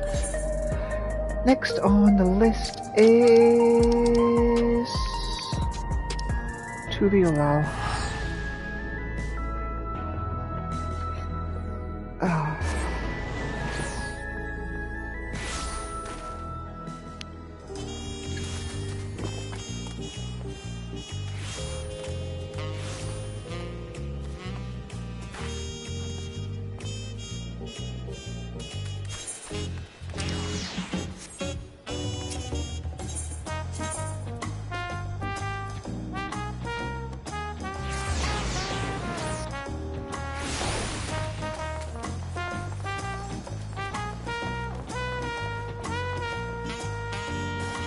Let's see, how am I doing for time?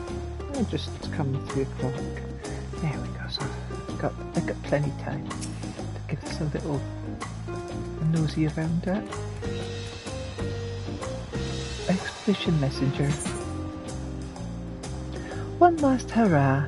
The Expedition Messenger cast his gaze expectantly out to about the harbour. You're Elita, aren't you? Just the woman I was after, as it happens. Old Kenter Moran tasked me with finding you. Says he's got a position for you. Stay right there. I'll go fetch him.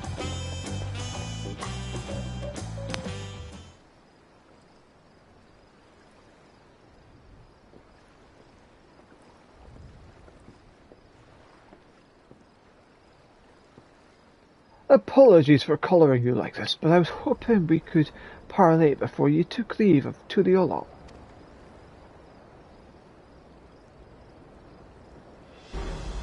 I'll cut right to the chase. I want you on board for my final expedition.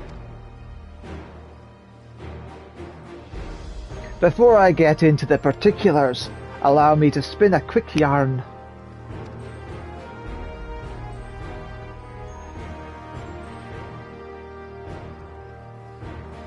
These days, any Eorzean sailor worth their salt bound for Tural will take the established route and skirt the southern Indigo Deep.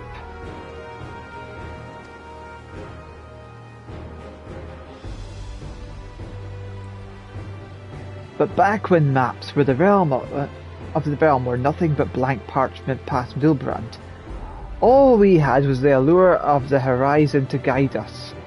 Most of me fellow explorers weighed anchor and cut a course due west, heading straight for adventure. Alas, most were lost to the waves. Me crew and I reached Tyrrell on account of us ranging northward and avoiding the same treacherous waters that claimed them.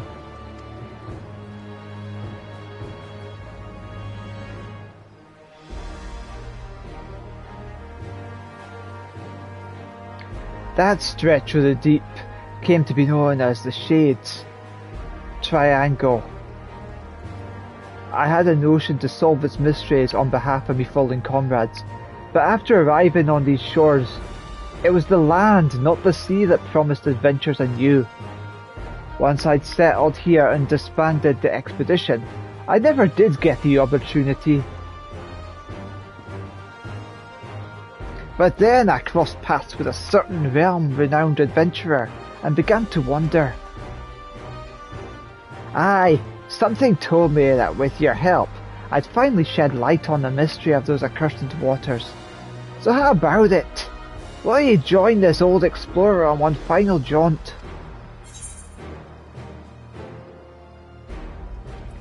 You had me at mystery, but what of your duties at the palace?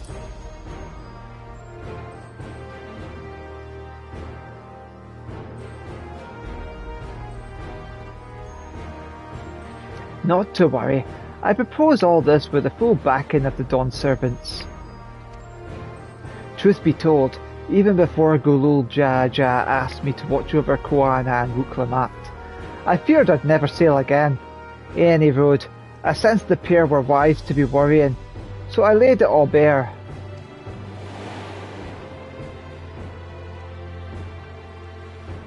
And as you say, the mysteries of the Shades Triangle has haunted you since. The region of which you speak is an impediment to trade with foreign nations. Any effort to unravel its secrets would ultimately benefit Tuliolal.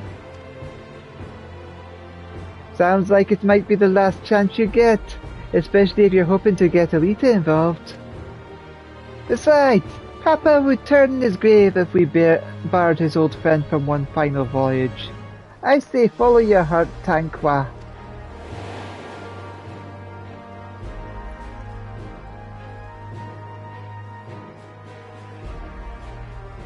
I'm sure you'll be wanting more details, but I'd like to set sail sooner rather than later. Let's reconvene once we've put a few mams between us and the harbour. The ship is ready and waiting. Had her sent over from Limbs especially. When you're ready, speak with Orthangam over by the pier.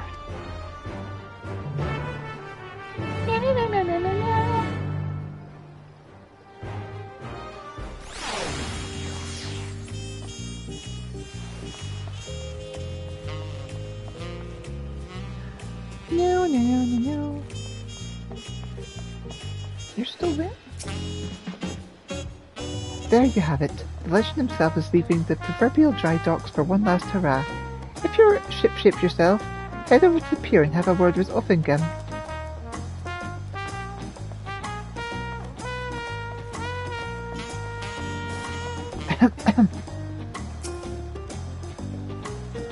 Once you're ready, I'll row us out to the vessel in this here skiff.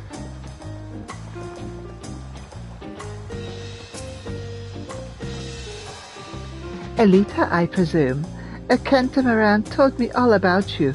The name's Offengram, navigator by trade.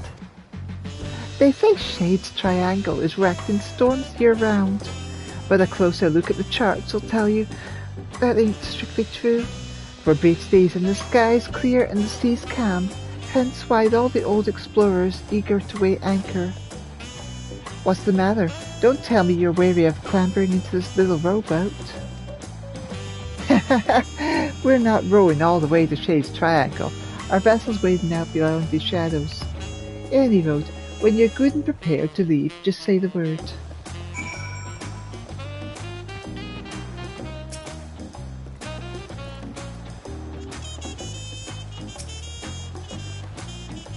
Ready to plot a course to waters unknown, are we?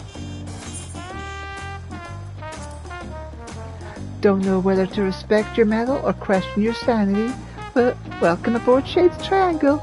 Here we come.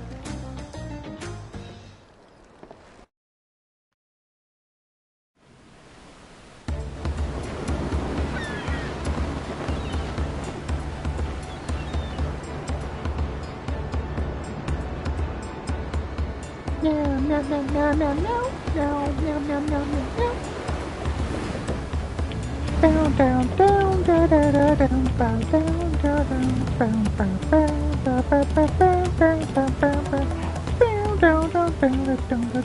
down, down, down. Plain sailing thus far. Might be time to talk about our destination. Shade's Triangle is a churning mess of storms, so every time a vessel goes missing in the region, most blame the treacherous conditions. But hear this. There are records of the last ships seeking to chart those waters, and the message they relayed to the escort is passing strange.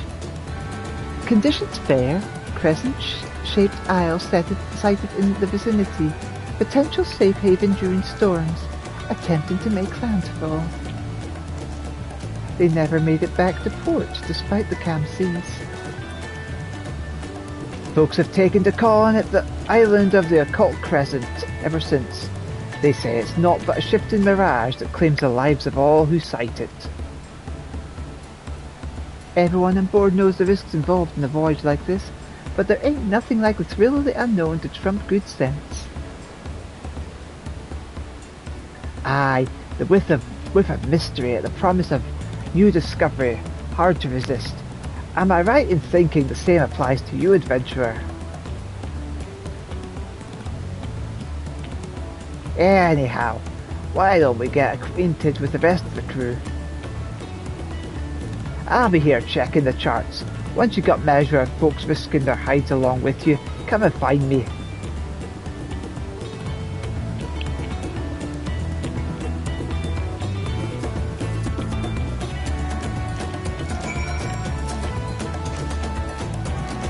It'll be a while before we reach Shade's Triangle. In the meantime, I suggest you speak with your fellow shipmates.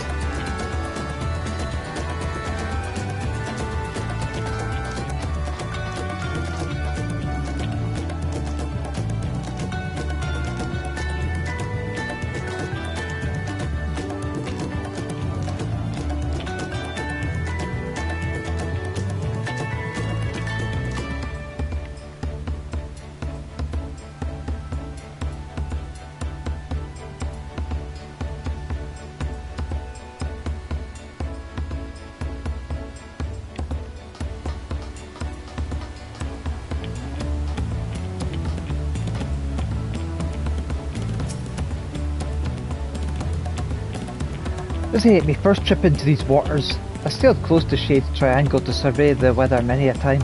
Only the clearest days when the sea's batted grass do you get a glimpse of the isle. It looks unremarkable from a distance, but that's exactly what the poor bastards who went missing must have thought. Never did I pluck the courage to take a closer peek, curious as I was. But when I heard Catamaran was leading an expedition into the heart of the Triangle, I signed up straight up. Don't get me wrong, I've still got my reservations, but when I think of whatever's waiting for us in those waters, it's the excitement that wins out. I love how the water looks. Conditions in Shade's Triangle are perfect today. I pored over every elm of the charts and there ain't no way to tell me which ships are wrong.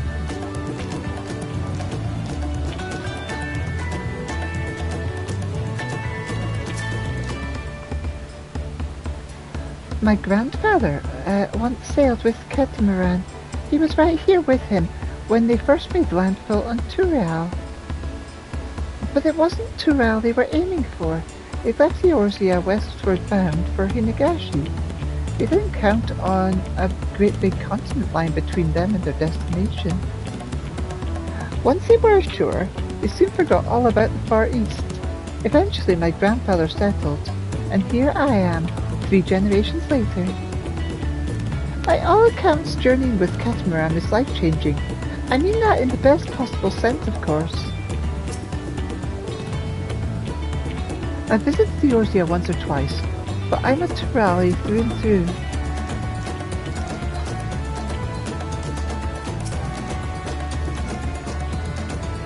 This vessel's the only one venturing into the Shade's Triangle, but there'll be other ships stationed nearby to relay messages back and forth by link turn.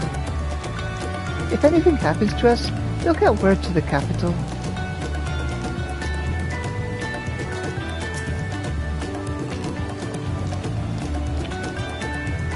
This isn't some foolhardy treasure hunt.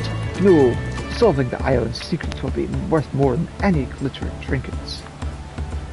And if we can open up safe passage to the island, there's potential to establish a permanent landing. Just imagine the boon to foreign trade that would bring. All of which is to say, there's more at stake here than lying in their pockets. Given the island's isolation, some of our financiers think it may be harbouring a wealth of untapped natural resources. We'll conduct a preliminary survey at any rate.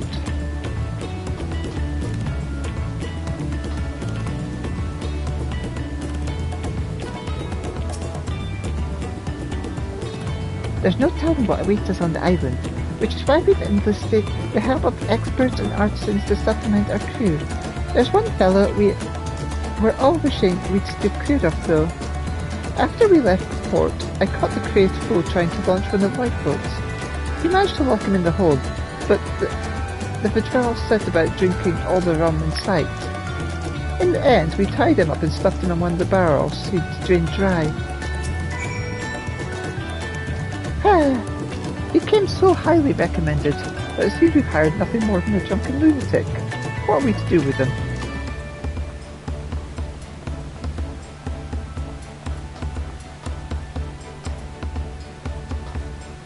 Sailing straight and true. That's me.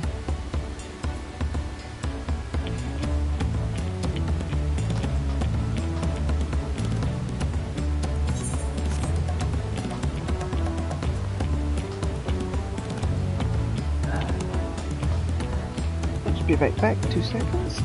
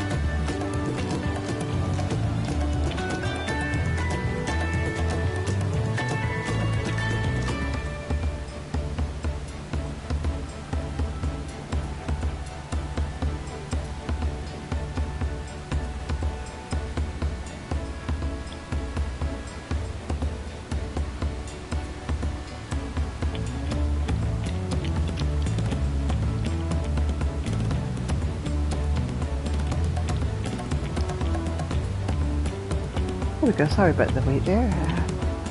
Let's continue with our journey.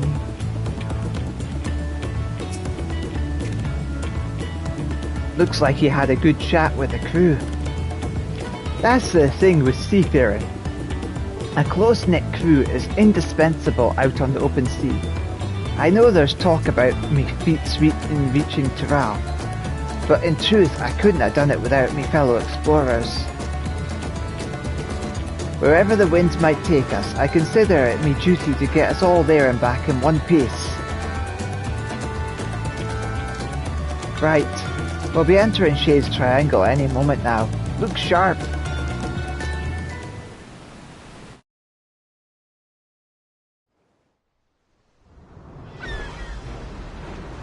Look at the beautiful water.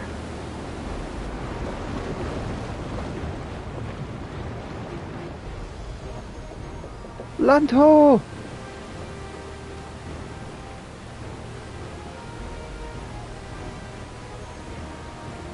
Hold steady. We sail straight for her. Aye, aye.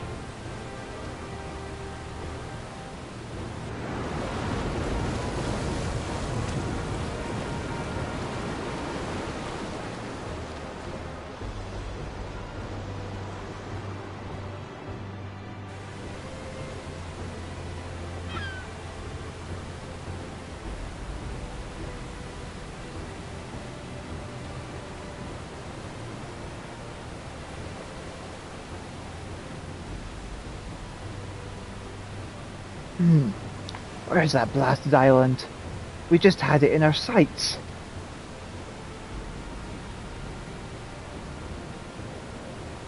Land spotted off the starboard stern.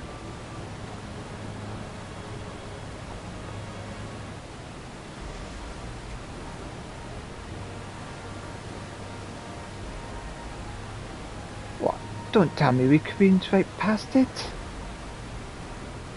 Get this hulk turned around.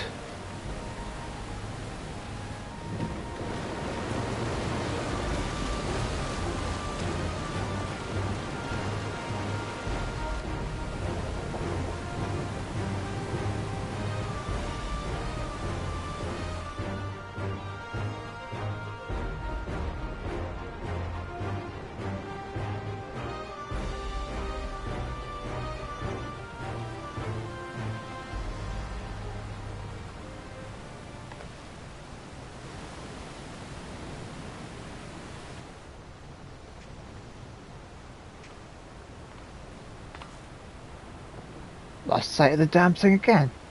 Shifty Mirage was right on the money. If the isle itself was moving, the waves would be surging right over the bulwark. This is no natural phenomenon.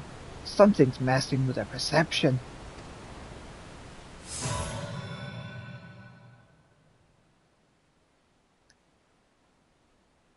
You deserved to heed my call.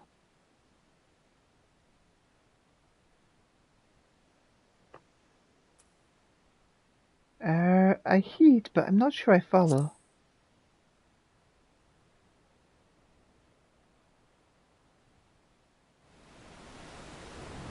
Who are you talking to?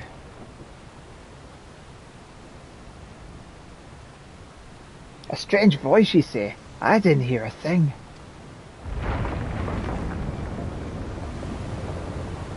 What in the... I've lost control of the rudder. It's like something's reeling us in. Gods!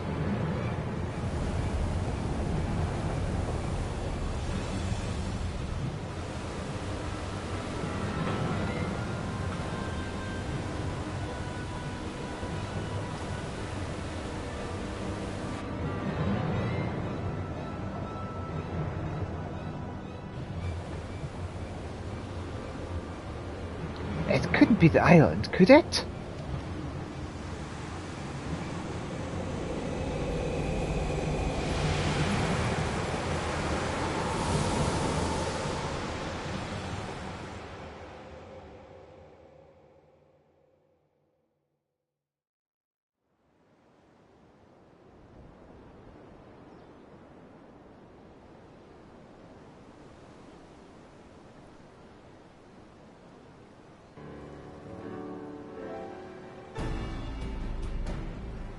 How's the hull looking? No obvious damage, but the ship stuck fast, almost as if we've dropped anchor. Perfectly docked, and without a single scratch. There ain't a hellsman alive who could have managed that. I fear she'll end up like that if we try and shift her. I reckon we were brought here by some sort of arcane trickery. Trap too, most likely. Heh. Magicked right to our destination. Quite the stroke of luck if you ask me. Well, there's nothing for it but to get this expedition underway.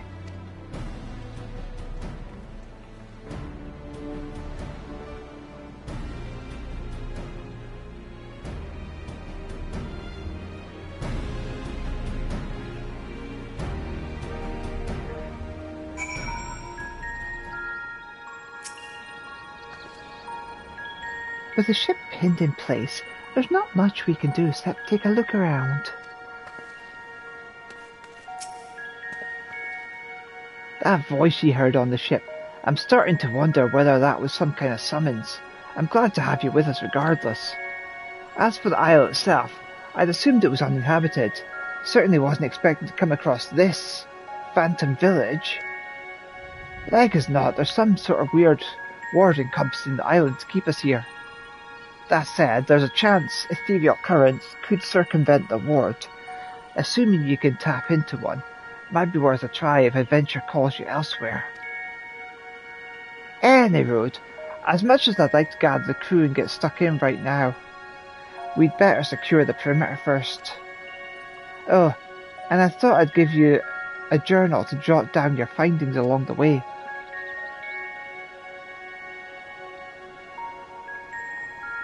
Figure there's more than a few folks out there who'd appreciate a record of your exploits here. Fill those pages and give them something to sink their teeth into.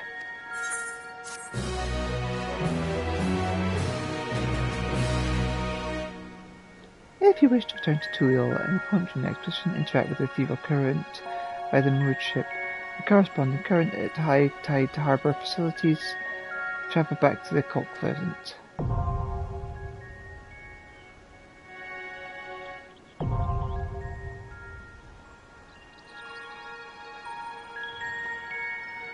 Let's see. Add collection. Catchman Bluffuston has been added to the cult record. I'll stay here and keep an eye on the ship. The two of you better secure the area. The Phantom Village. Catamaran scans the empty settlement with wary eyes.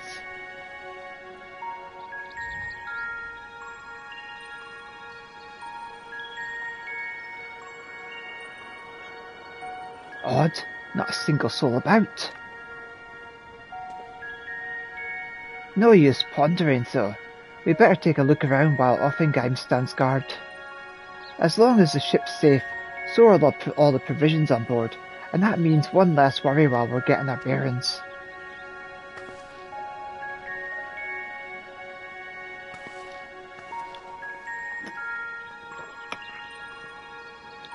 Let me know if you find anything of interest.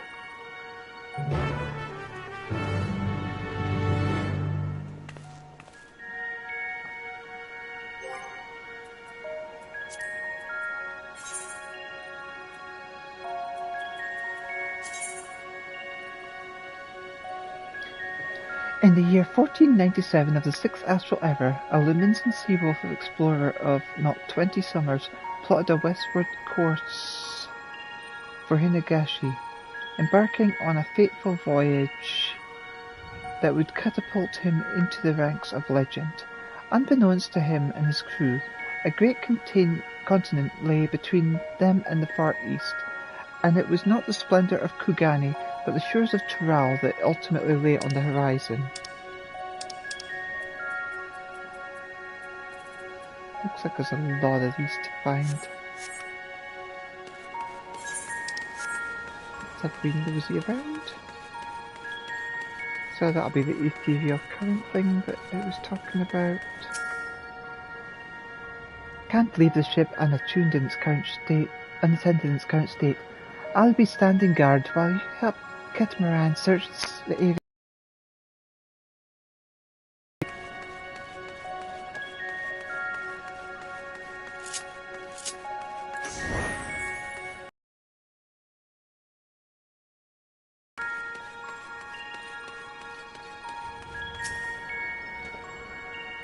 This door's sealed shut, but with a bit of persuading, I reckon I can prise the lock open. Sure you want to anchor the place? Oh, there's a faint woodland stone over here. Likely carved by skilled hands, this ether-infused stone exudes a faint glow. It is unclear whether the stone emits the light naturally, or if some internal mechanism is causing the illumination. Yeah,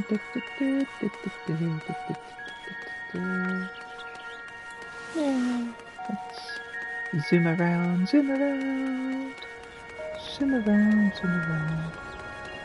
Plenty flowers, another door.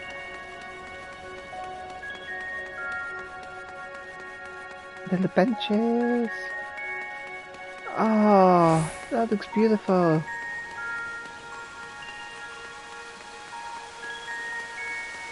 Swish, swish, swish, swish, swish, swish, swish.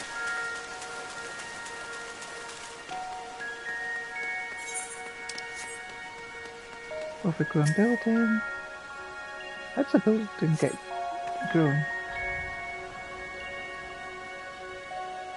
The foliage choking the building and the overall state of decay suggest it has been abandoned for some time, left to the mercy of the elements.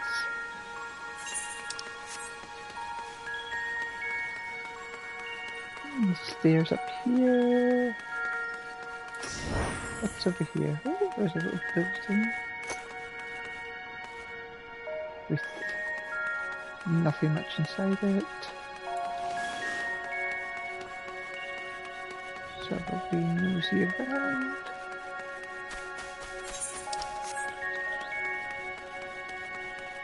That's probably the area where we do like fights and stuff, I'm guessing. But it's inaccessible just now.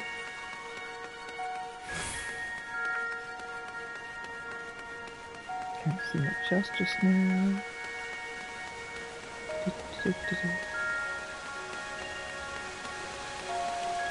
Can I? Yes, I can.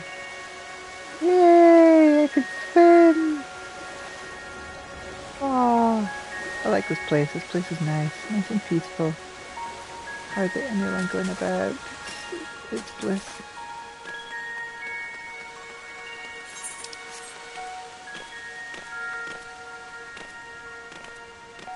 I like tranquil little venues like this where it's like I can just sit and be myself.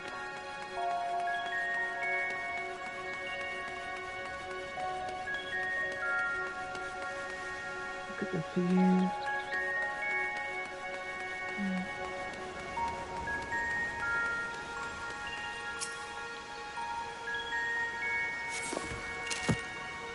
Fountain Village has been added to the cult record.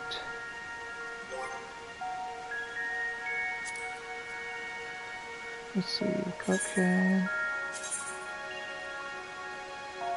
The Phantom Village, perched upon the eastern tip of the Occult Crescent, this compact settlement is deathly silent, save for the gentle sluicing of the Plaza Fountain. Though its stone structures are weathered and overgrown, the orderly state of the town implies a degree of active preservation by some unknown hand. In the harbour, the forlorn wrecks of outbound ships are a testament to the fearsome reputation Shade's Triangle commands.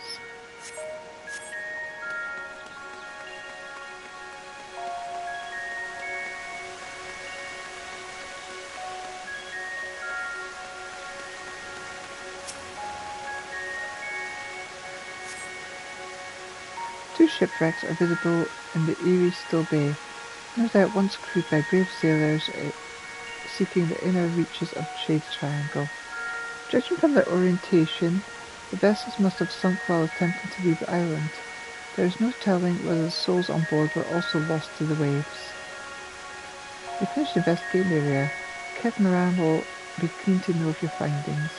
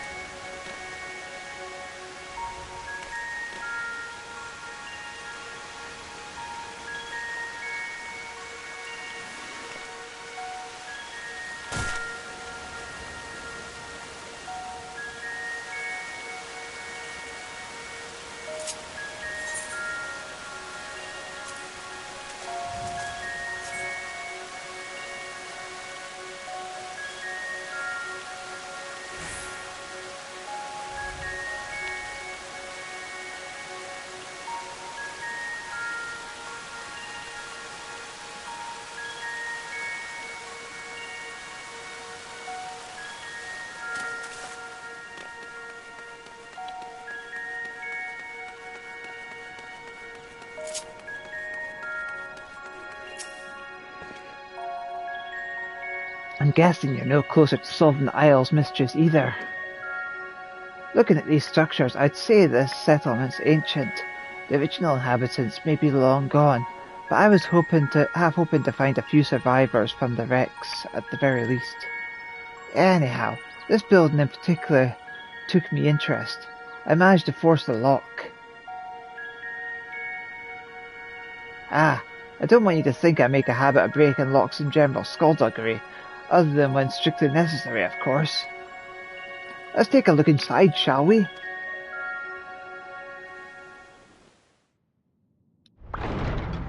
Do-do-do-do-do-do.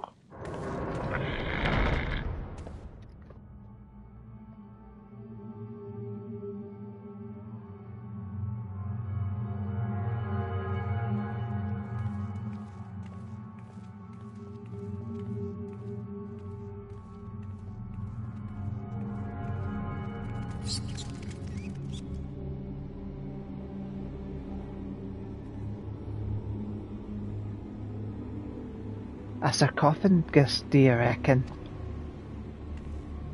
I wouldn't get too close if I were you. I sense arcane trickery afoot. These candles aren't being kept alight by natural means, that's for damn sure.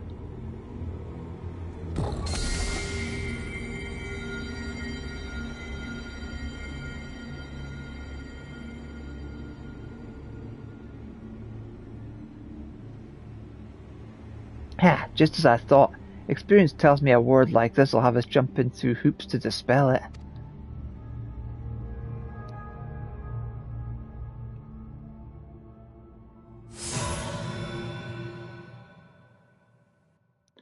Only ye deserved me lay claim.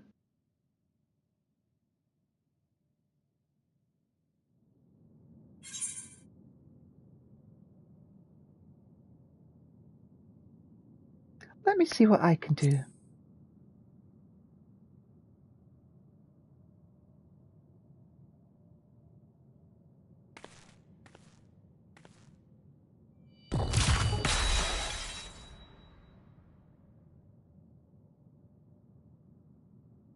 Not sure which is a more confounding mystery, your magic touch or this godforsaken rock we're standing on.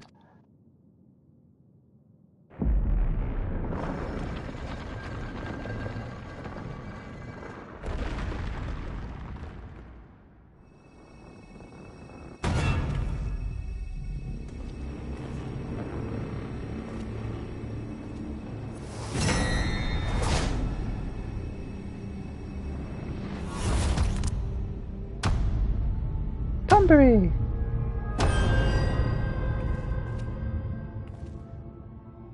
A Tonberry?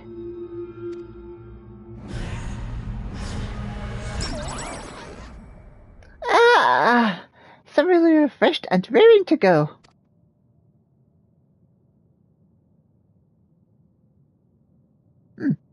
And who might you two be? I wasn't expecting the common tongue. You'd take me for some benighted fool? But perhaps a valid supposition given my current form. You stand before the archive, the very definition of erudition. Now hurry up and introduce yourselves.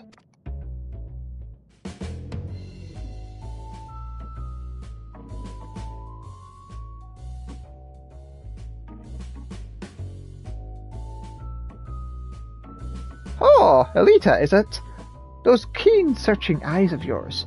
Clearly you have an inquisitive mind like no other. Save my own, of course, that is. I'm Catamaran, an explorer hailing from Limsa Laminza. We're here on an expedition backed by the nation of Tuliolol. Limsa lo what now? Tuliolol? I've visited each of the 12 city-states and learned all there is to know about their peoples and cultures, but those names ring unfamiliar. To think a whole nation would elude me. Tell me, when exactly was this Tuliolol founded?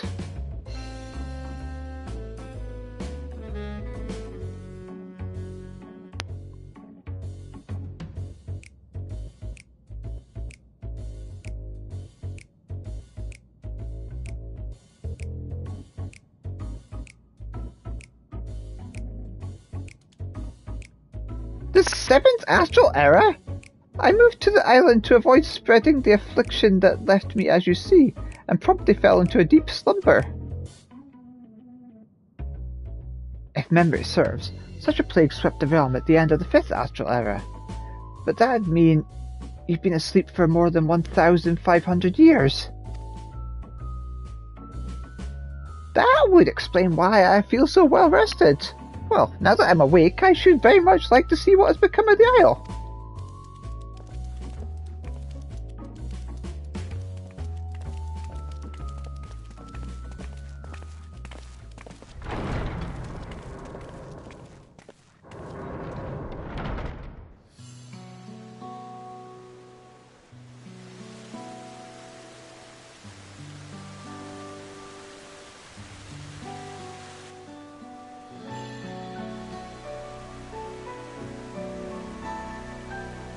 I certainly don't recall the memorial fountain being so begrimed with algae. Perhaps you do speak the truth. And this strange ether I sense pervading the island, could it be a ward of sorts? The noggin's still foggy after that eon-long slumber.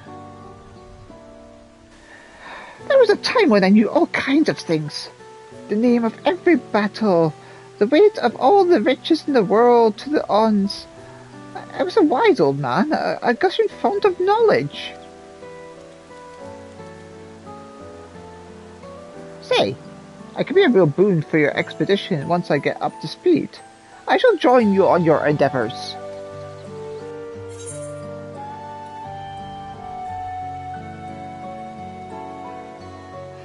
Let's venture forth onto this mysterious isle.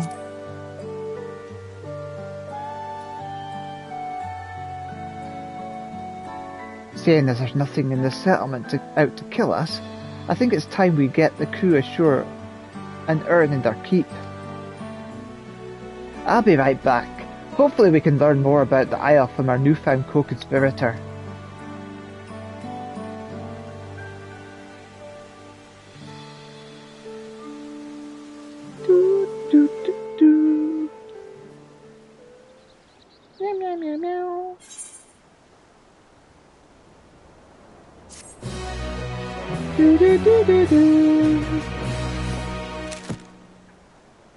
The archive has been added to occult record.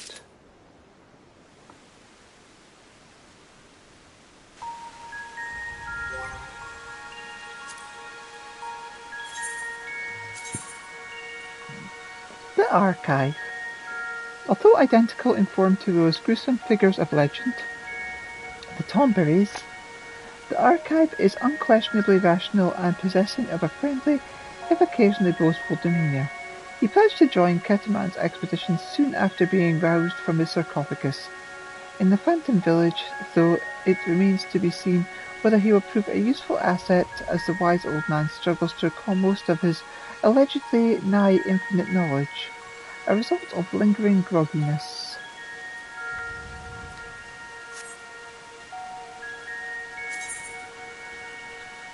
From his lengthy slumber, or some other arcane process? Oh, there's more to this one as well. Having made landfall, Catamaran roamed the interior, ultimately reaching Mamook, the vast home of the Mammal Jah. There he met the then autarch Gulul Jaja, with whom he struck up a firm friendship. Together the pair ranged the length and breadth of Tyrell, spurred on by the same adventurous spirit that led the old sailor to this mysterious isle.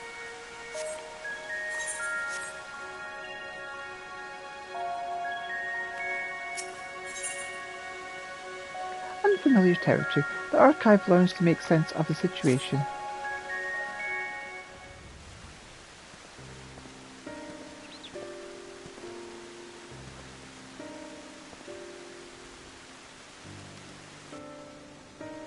Would you care to elaborate upon what brought you here?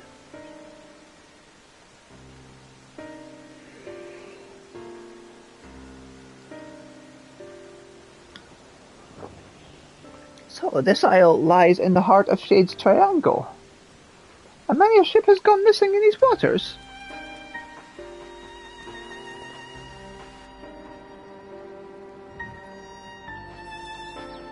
You mentioned the wrecks out in the bay. It's not unreasonable to think some of those sailors would have made it ashore. Why did no one try to wake me?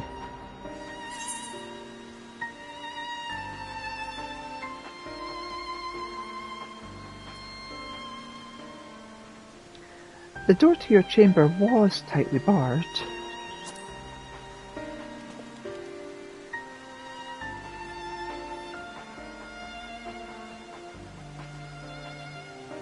But your burly companion was able to force the lock. I dare say younger, swarthier sailors would have even less trouble getting that door open.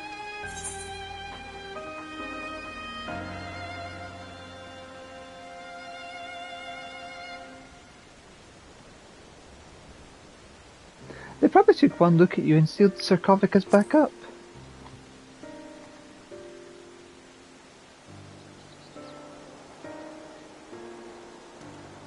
A ridiculous notion.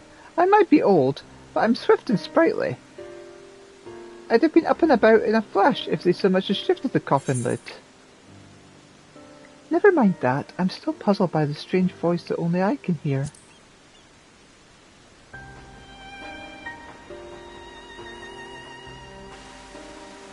You mean to imply that someone summoned you here? Clearly it wasn't me. I've been sound asleep for the last few millennia, give or take. What a tantalizing conundrum. We simply must get to the bottom of this.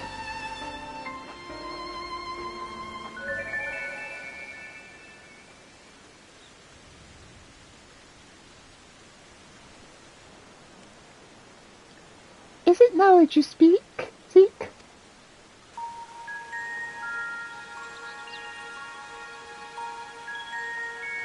What manner of creature is this? A familiar, methinks. Looks like the fairies employed by Nemean scholars of Eld. Was it you who summoned her?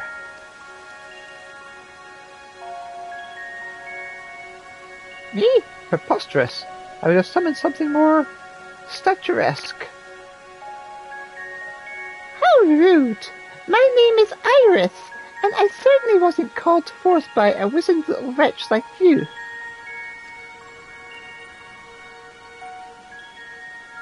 A wizard? You mean wise? You petulant little whelp. Honestly, who would ever summon a companion so lacking in manners? I know exactly what you meant, and you, sir, are lacking in wisdom. A seal has been placed upon your worldly knowledge, thus preventing its use. You can only speak of that which the scary individual there has seen and learned firsthand.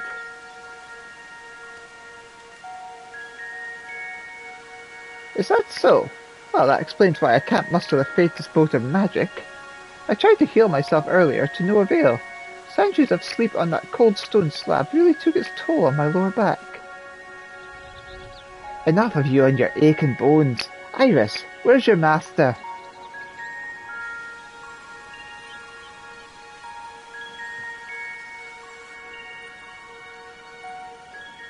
Let me try a different tack. Why were ye summoned here? I don't know.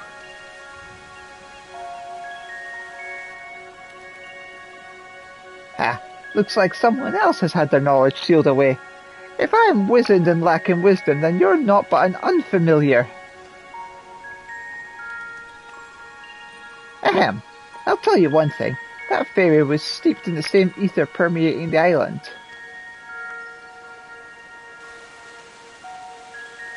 As I surmised, there's a strange ward covering the isle in its entirety. No doubt those ships in the bay were caught in its pool. Well, wards can't just cast themselves. It means someone's responsible for those poor souls who perished in the Shades Triangle. Methinks our focus ought to be finding out what we can about this individual. And let's not forget that strange voice you keep hearing. For all we know, it could be connected in some way. Right, let's go speak with Geoffrey over yonder. He ought to have a word on the progress at the base camp.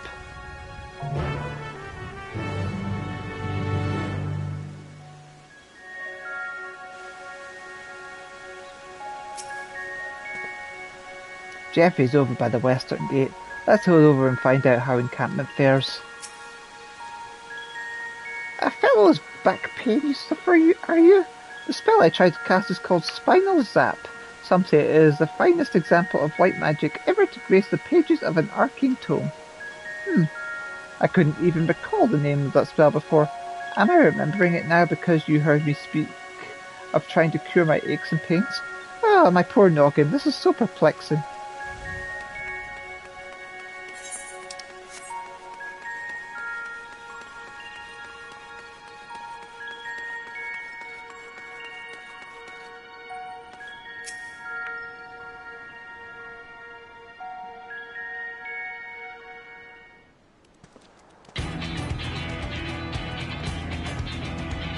You'll be pleased to hear that preparations are well underway.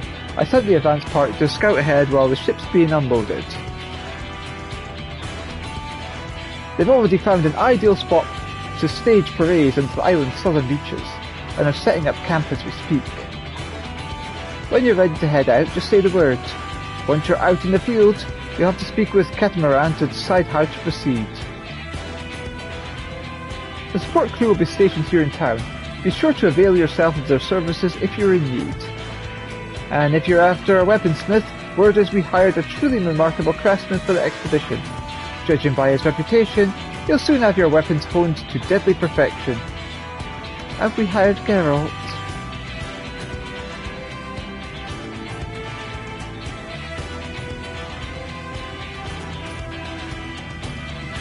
The smithy will be set up over yonder.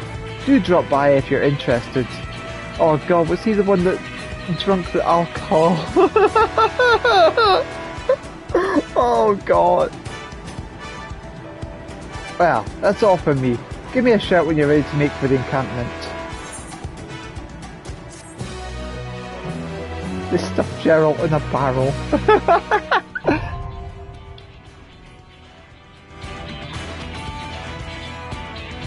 You stand upon the occult crescent, an uncharted isle in the heart of Shade's Triangle.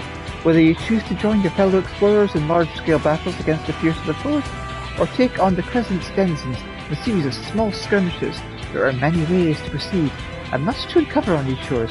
The following pages contain a detailed explanation of what you may expect on the occult crescent. Read and understand them well if you would seek to unravel the island's mysteries.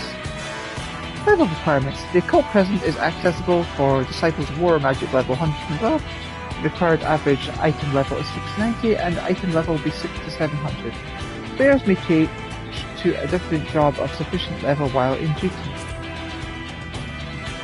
All players are subject to a separate leveling system while exploring the occult crescent, indicated by their knowledge level. Participate in large-scale battles or slaying the island's fiends will bolster your knowledge, akin to experience points. When facing the fiends of the occult crescent, your knowledge level will significantly impact the outcome of any battle. To improve your chances of survival when roaming the wilds, be sure to accrue as much knowledge as you're able. Discrepancies between your knowledge level and that of your foes will affect the damage you deal and receive. You would do well to choose your marks carefully before engaging. While exploring the Isle, you may participate in critical encounters, large-scale battles for up to 72 combatants. Emerging victorious from these perilous endeavours will garner a wealth of knowledge and other rewards. As critical encounters are not affected by your knowledge level, they may be attempted regardless of your progress. Additionally, during the course of your expedition, the return action is replaced by a occult return, which enables instant return to the base camp without the penalty of a lengthy recast time.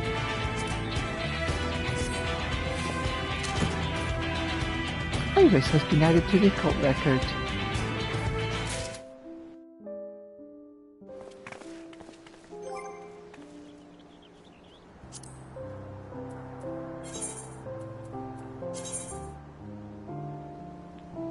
This ethereal familiar appeared shortly after the Archive's awakening, claiming authoritatively that the man's wisdom was sealed away and can only be accessed where it concerns matters of the warrior of the warrior of light has witnessed firsthand.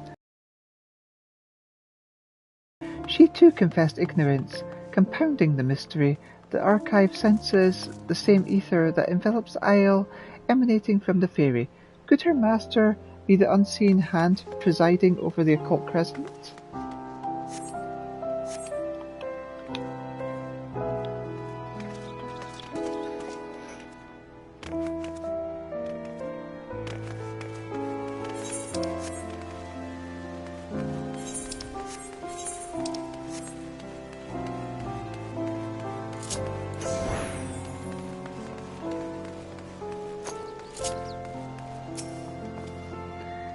Space on board the ship was quite scarce, so I brought only the bare minimum of tools and equipment.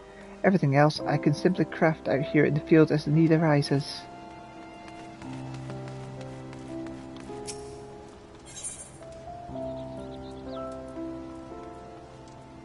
Lidercell is on the hunt for a missing weaponsmith. Arcane Artistry. That rum-addled reprobate. Wouldn't be surprised if we found him floating in the sea. Oh, I've needed a smithy, do you? I'm afraid we ain't up and running yet. Truth be told, the weaponsmith we hired bolted before we could finish setting up shop. A master of his craft by all accounts, but he's been nothing but trouble since he set foot on the ship. Kept trying to escape, so we threw him in the hold. Our woes didn't end there, though. He drank most of the booze we'd brought along for the expedition. I tell you, if the bugger was half pickled by the time we hauled him out. Anyway, the bastard's now gone and disappeared.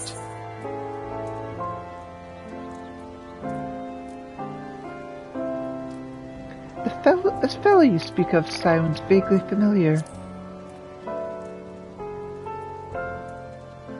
Either you're already acquainted with the scoundrel, or he owes us home to more cantankerous weaponsmiths than I thought. Needless to say, there ain't many folk willing to sail for Shade's Triangle. While we were scratching around trying to find someone, a certain enterprising woman put us in touch. That must have been Rowena then. They say there ain't a finer weaponsmith alive today, but he drinks like a sailor on shore leave, and is up to his neck in debt. He signed up for the expedition to settle his dues. Yeah, sounds like Geralt. Any road, he can't have gotten far. It's not like there's any way off this rock. If he's half as good as they say, I reckon he'd be a boon for adventuring.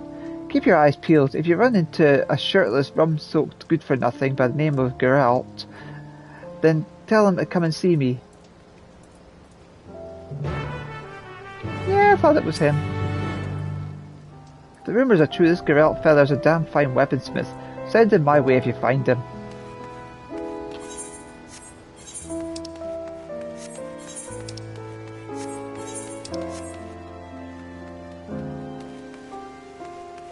There's someone over here. For all we know, the Isle may be harbouring diseases unknown to medical science. If you find yourself suffering from any untoward symptoms, let me know immediately.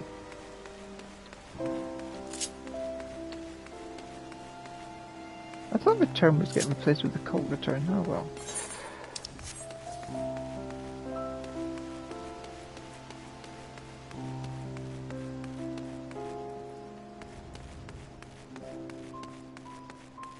There you are, Geralt.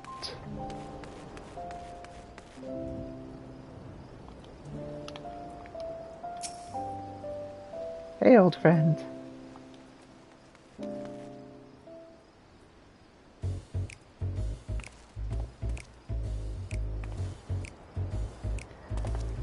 Not a drop of rum to be had in this bloody ghost town. There was no mention of Shade's Triangle when I signed the goddamn contract. Talk about false bloody pretenses.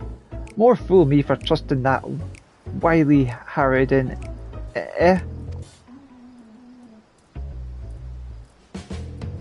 Who the hell's that? Oh, bugger me.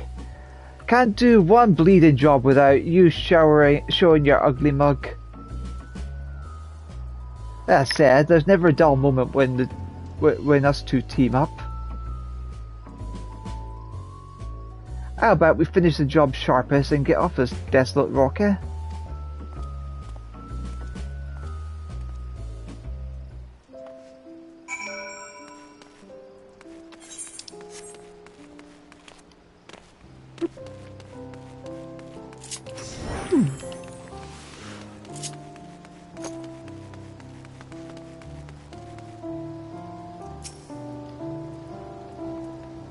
This place is pretty spacious. As far as ghost towns go, by the time I finished wandering about, the rum had worn off.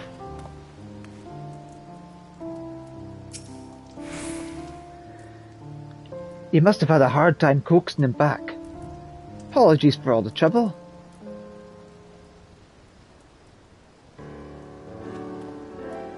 Right, with the smithy up and running, it's high time you started earning your keep. Listen here.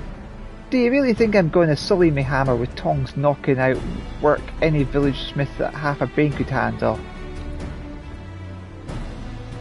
No, nothing less than a nigh impossible feats of genius can stoke fire these days, says the impudent sot who drank the old dry, racking up more debt in the process. You are hardly in a position to dictate terms, though it does seem daft to fork over eye-watering sums to hire Eorzea's finest weaponsmith only to have him afforded plain old swords and shields. Any ideas, adventurer?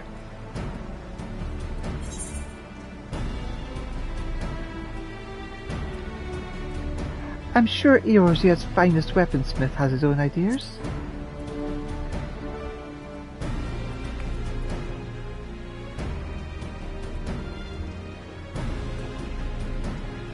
He does, as a matter of fact, devising a new means of refining weapons and armour.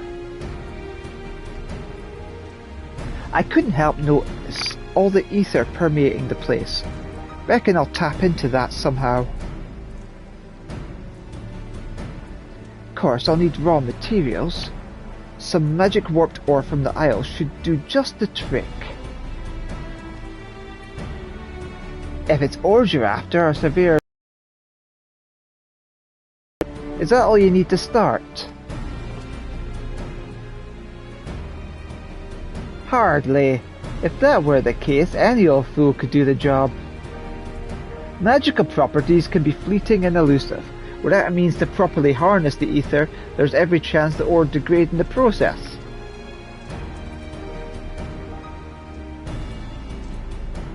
So you require something else besides raw materials. Any inkling as to what that might be? Sometimes a foul beastie in the throes of death will leave behind a crystallized chunk of their life essence. I've used this stuff in the past, and while it ain't exactly common, I wager you'll find some on this bastard rock. Not that it's unique to the island, mind. I'm sure you'll find it elsewhere too. Does this mysterious crystal have a name? Indeed it does. Demimata... not demi-materia again. Thanks for providing the spark of our weaponsmith indeed. Looks like he's committed to fulfilling its contract duties, at the very least. Say, how do you feel about handling the fiend-filling part of the gambit? While you're out acquiring demimata, demiatma, I'll see how amenable girl is to helping around the smithy.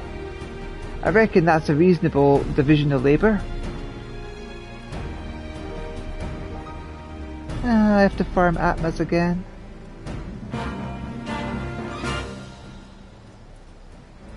Oh no! Demiatma weapons!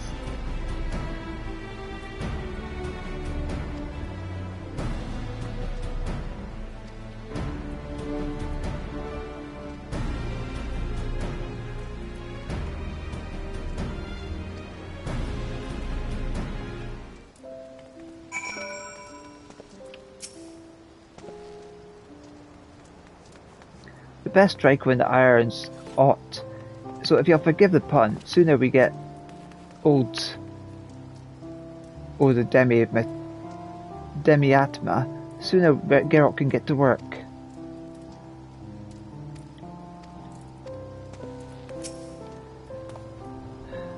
I'll channel the Isle's ether into a smithing process, the likes of which the realm has never seen. To do that, I reckon I'll need at least 6 kinds of demi-atma, 3 of each to be sure my work is foolproof.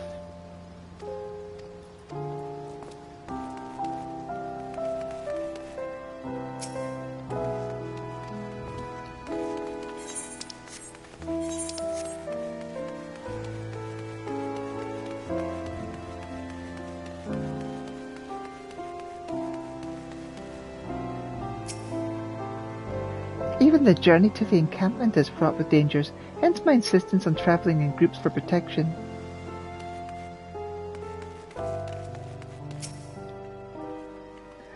I've been closely monitoring this isle's climatic fluctuations. Perhaps you'd like to know whether to expect rain, shine, or something more esoteric.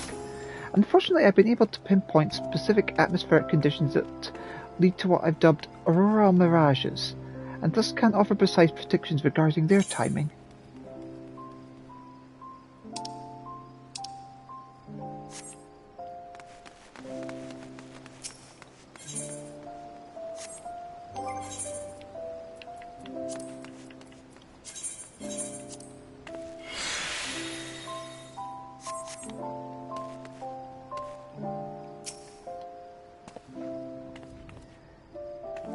We'll begin by exploring the Crescent South Horn.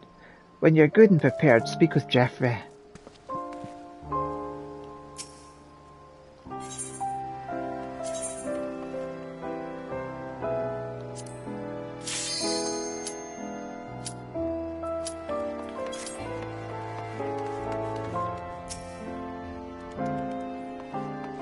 Such hustle, such bustle. The town is awash with sailors. Say, I hope you find some time in between gallivanting to teach me of this Tuliolol.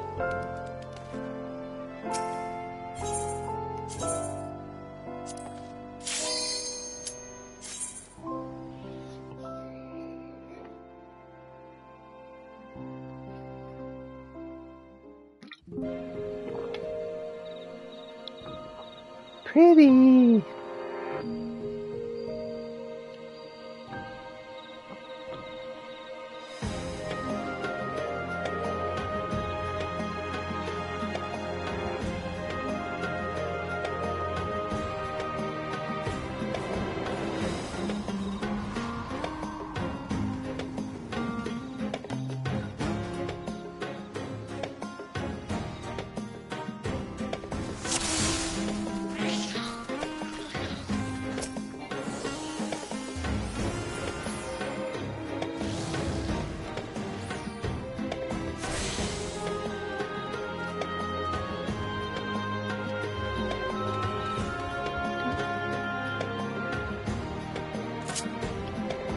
Now it is a call to return.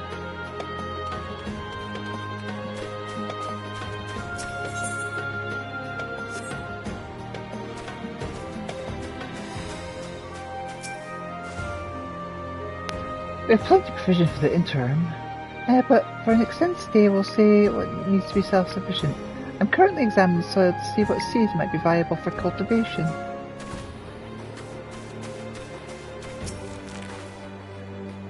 Apparently, there's a magic barrier surrounding the island. Not that you notice it when exploring. Still, it might be worth getting some practice in before you head out. If you've any spare soul shards weighing you down, your pack, I'll be happy to take them off your hands. You'll be compensated, of course.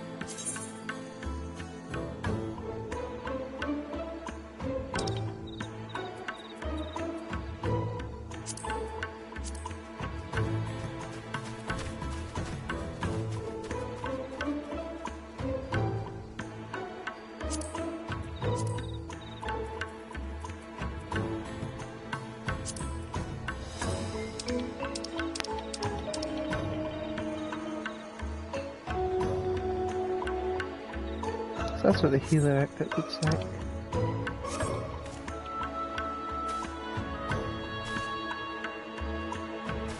Is it the same for the second augment? Looks like it.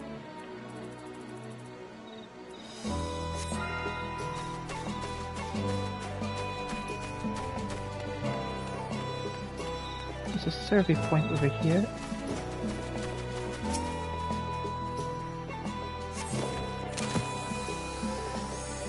Expedition base camp.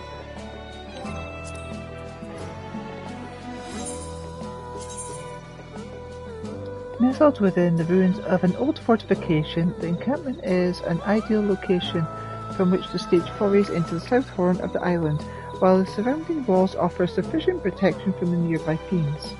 The focal point of the camp is a device indistinguishable from an aetheryte that ought to facilitate swift travel on the island. Intriguingly, these ruins exhibit a different architectural style, so that to that of the Phantom Village, though when and by whom they were first built is yet to be determined.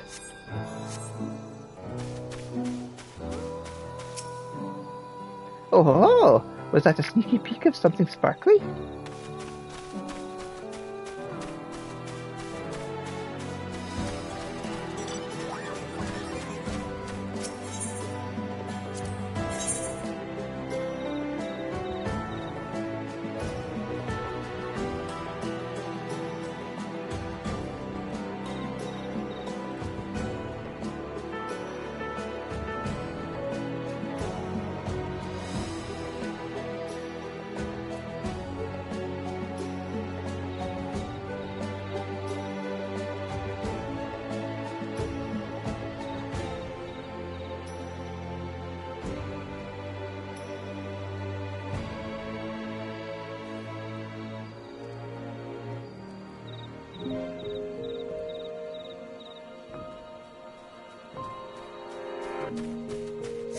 I don't know what they do.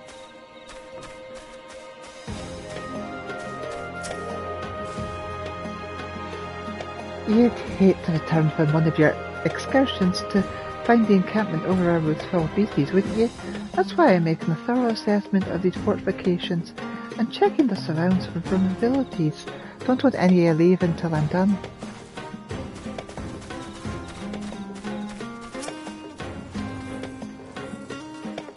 I've been closely monitoring the Marsh's batteries, I'd like to know. Oh, yeah. I've talked to you already. You're the armor smith.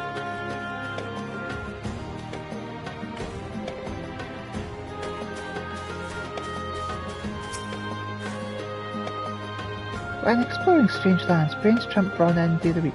Use your head and don't go charging endlessly into the fray.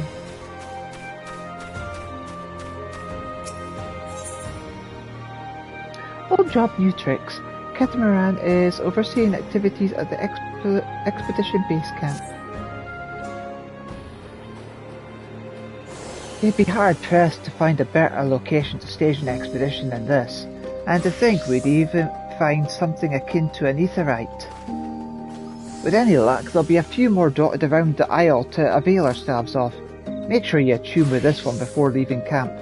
Speaking of leaving, our advance party scoured the area and brought back a few bits and bobs of interest. The archive was appraising the cache, but he soon scampered off and started poking around that heap of rubble. We'd better see what he's up to. I might have found something. Let's hope he's not up to any mischief.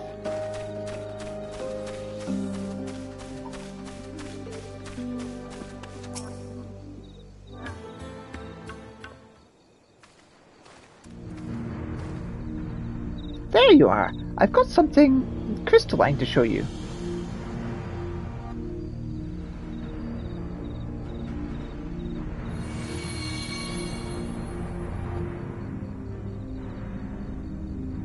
Aha! Just as I thought. Because you laid eyes on the crystal, I was able to tap into my wealth of learning on the topic. The sealed knowledge business is awfully frustrating, I must say. What I handed you is a soul shard from a 5th astral era. Contained within is a phantasmal record of arcane arts and combat disciplines pioneered by the 12 city-states of Eld.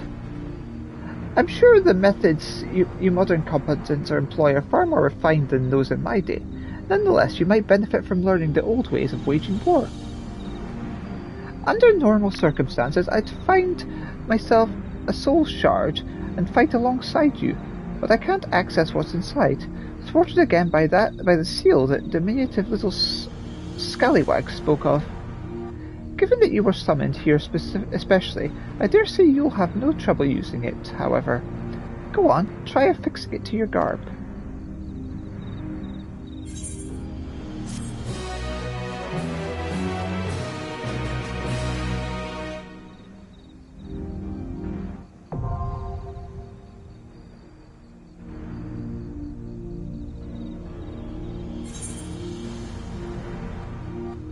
soul shard in your possession gives you access to 3 phantom jobs: Phantom Knight, Phantom Monk, and Phantom Bard.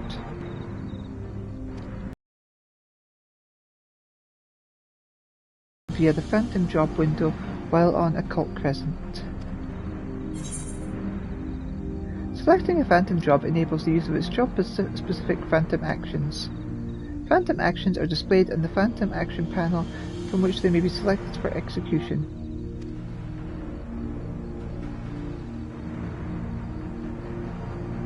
Much like other actions, Phantom actions can be registered to the hotbar. You are currently a Phantom Freelancer. Select your chosen Phantom job from the window to proceed with the expedition. Speak with the Expedition Advisor here in base camp, or Jeffrey in the Phantom Village to learn more about the Cult Crescent.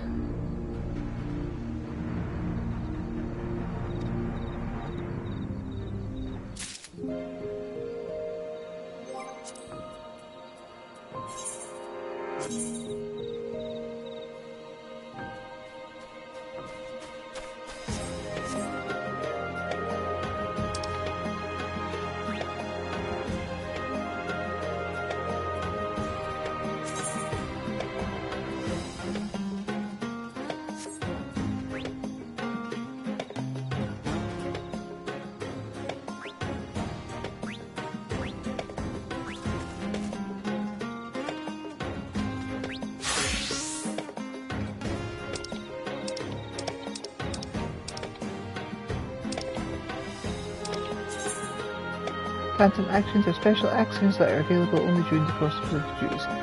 Depending on the undertaken duty, you may select up to 5 actions to supplement your job actions. You can freely cycle between Phantom actions, with the action to be executed always displaying in the centre of the HUD.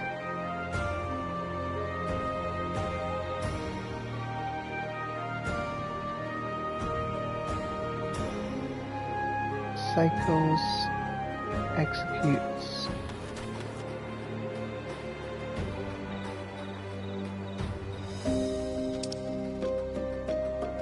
Phantom actions, as well as other duty actions, may also be registered directly to your hotbar.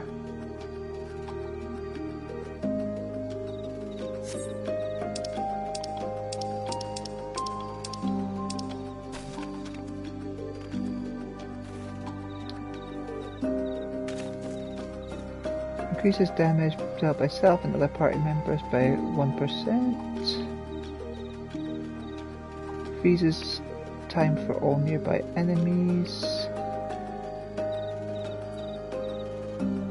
Gradually restores on HP and HP of all nearby party members. Increases damage dealt.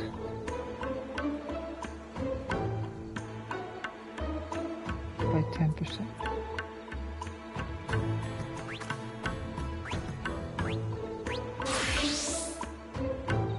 Leap towards your target. Potency 100. Oh, there's a pattern traits in that one. Increases effectiveness of songs in accordance with your Phantom Bard level. So basically these all increase to the level.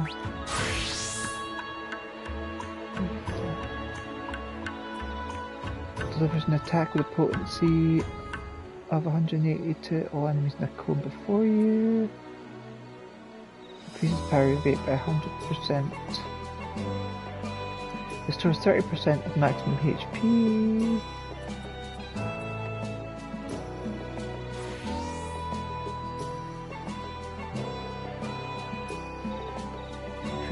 Increased damage by 7%.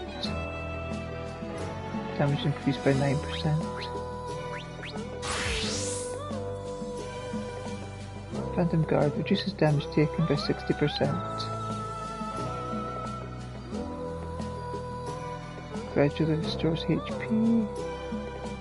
Restores target's HP. Grants 2 stacks of pledge to self or other party members. Improves damage reduction effect to 90%. increases healing potency of prey to 5,000%. Okay, so...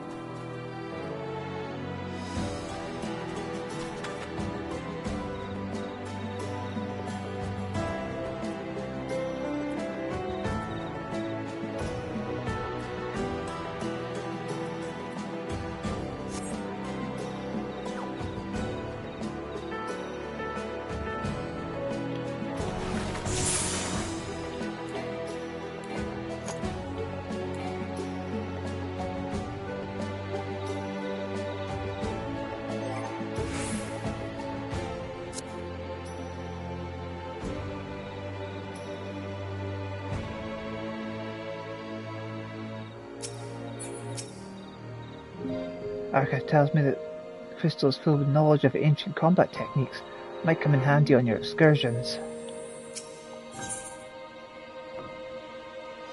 The archive insists you affix a soul shard on your person. Ancient arts of war. Excellent! It would seem that you've managed to interface with the soul shard. There is one caveat. I believe it will only work within the confines of the island's ward. Nonetheless, as you accumulate more knowledge, you'll soon be able to draw upon more potent techniques. What's more, I don't think that's the only soul shard on the island. I'm positive you'll acquire others on your travels. The more you possess, the greater the array of ancient techniques you will have at your fingertips. Well, I shan't keep you from your excursions any longer, so you'd better speak to that imposing lass over there before you depart. There's precious little else I can tell you about the soul shards. I suggest you go and speak with Offenheim. Offenheim's been inspecting the structural integrity of these fortifications. Hopefully she hasn't found anything untoward. I'll be stuck in these defences for a spell.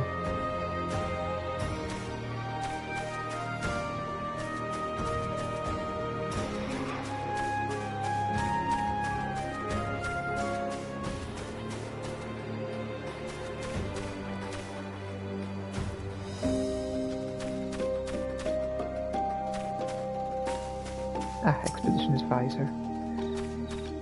Keen to learn more about the Isle?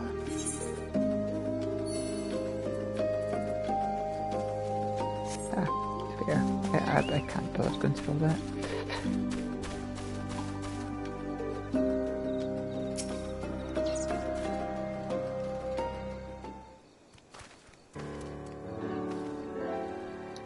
These walls have seen better days, but they're solid enough.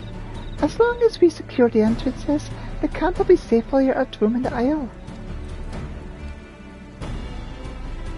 Roaming's all well and good, but we'll need a firm plan of action if we're to make any headway. Before you leave, let's consider our approach.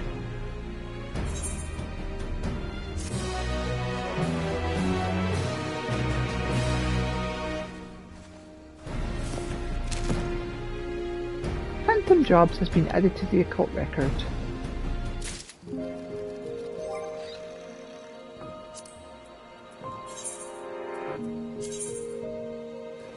Phantom Jobs. During the course of the expedition, the archive uncovered crystalline objects containing distilled knowledge of ancient martial methods, known as soul shards. These fragments allowed the bearer to wield an array of long-forgotten techniques. According to the scholar turned Tonberry, the crystals will cease to function upon leaving the occult crescent, thus limiting their efficacy to the Isle. Nonetheless, they should prove a boon when dealing with its more combative fauna.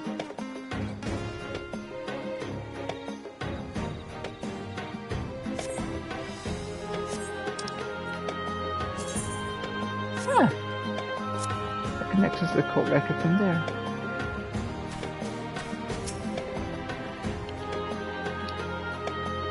Navigating's a seafaring skill, but I'm happy to muck in and help out on land with the logistics. As for the actual exploration, I leave that to you.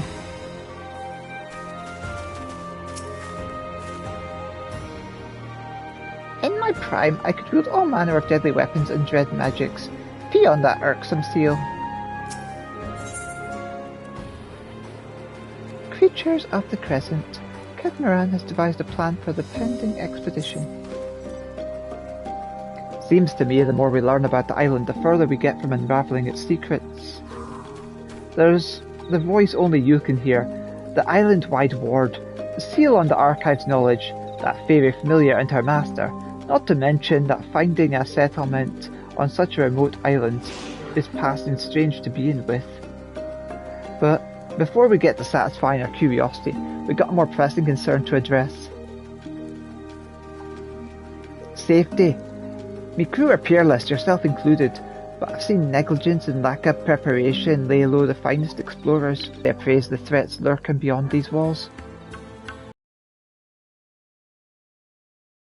I want you to fell 3 different species of fiend, and share your findings from each encounter. At the very least, it'll be an opportunity to test that crystal of yours. Provide me with any information you gather. The more you see and share, the more we chip away at that blasted seal. If you're anything like me, you'll be itching to discover every last ailment of the island, but safety's paramount. Slaying 3 different fiends ought to give us plenty of information to work with. Dispatch those fiends and share your findings that you might partake of my unseen wisdom. Navigating's a seafaring skill, but I'm happy to muck in and help out land with the logistics. As for the exploration, I'll leave that to you.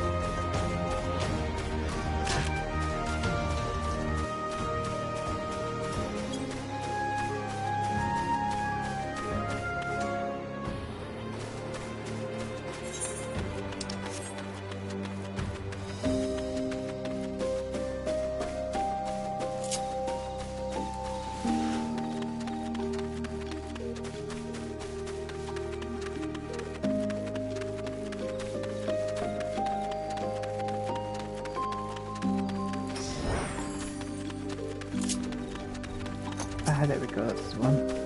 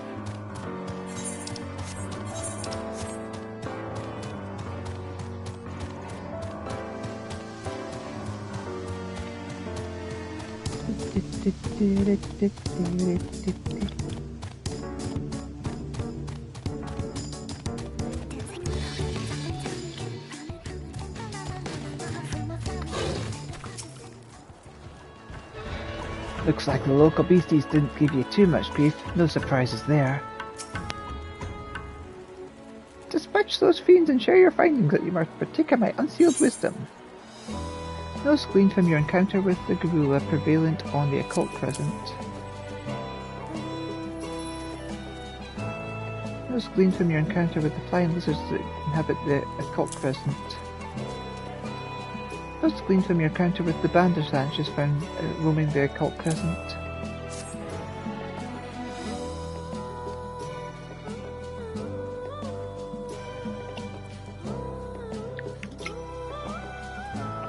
You encountered a whole herd of gorilla? It's rare indeed to see such notoriously territorial creatures band together. Mayhap it's a regional adaptation. See, you also vanquished a flying lizard and a bandersnatch. The former are known for their treetop nests, and the latter are often found prowling mountainous regions for search of prey. I'm no naturalist, but they don't sound like species you'd normally find on an island such as this. I suppose someone could have transported them here, but why go to all that trouble? I can answer that, or at least I could, were it not for that vexatious seal. In other words, we'll be relying on Elita to document what she finds on her travels. Honestly, I'm starting to think it wasn't far off the mark about you. Roam far and wide, Elita. Help me unseal my vast reserves of knowledge, and thus prove this lumbering clod wrong. With the local fauna surveyed, I suggest we now seek signs of former habitation. There are plenty of structures besides the settlement you found me in. To start, I want you to visit the ruins visible due south of the encampment, and examine their architectural motifs. I look forward to hearing your account.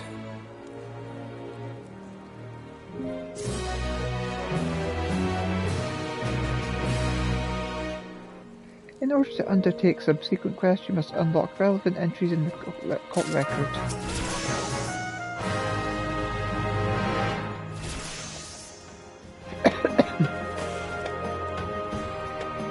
The ruins towering above the tree line south of camp, those are the target of your next excursion. Hurry back and describe to me their bygone splendor.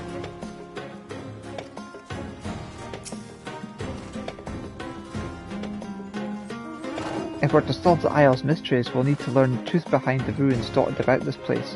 Take a good look around those structures to the south of the encampment and report your findings to the archive.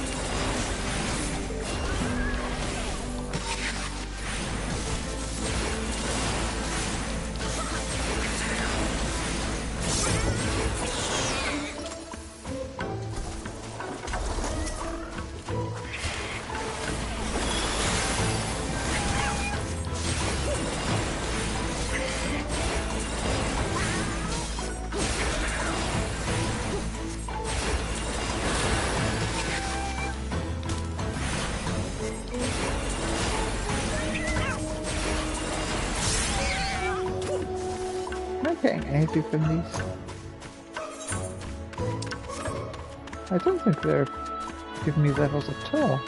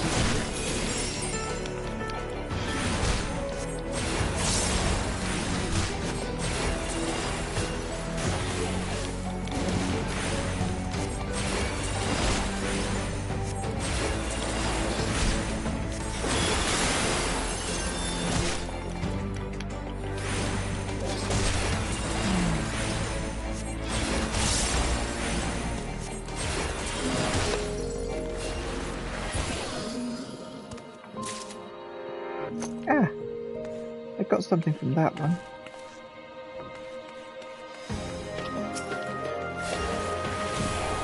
I guess the Gaily cats are just glitched.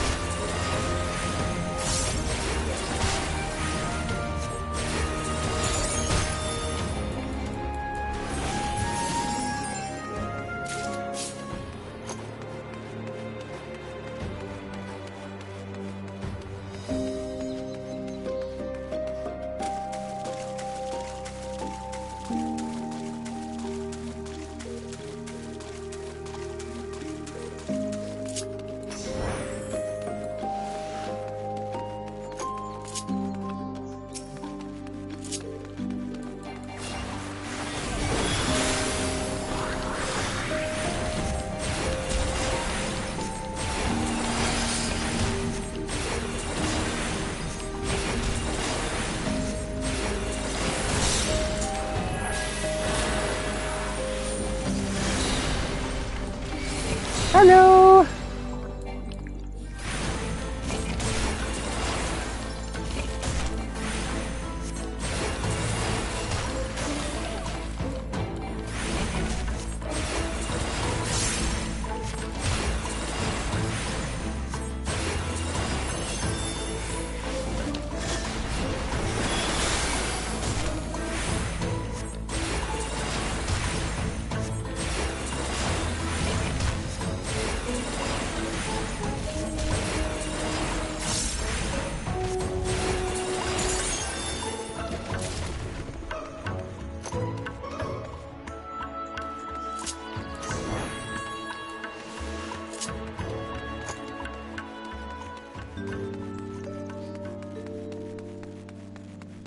Ooh, the music changed when I went in here.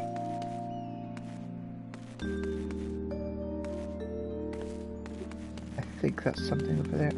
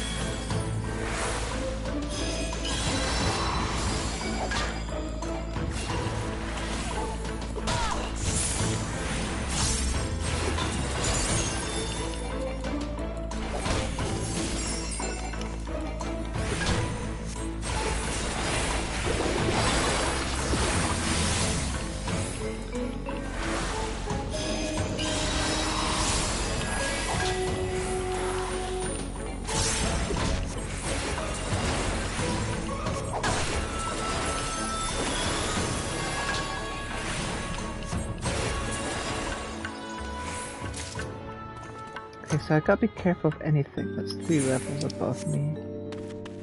2 levels above me is okay.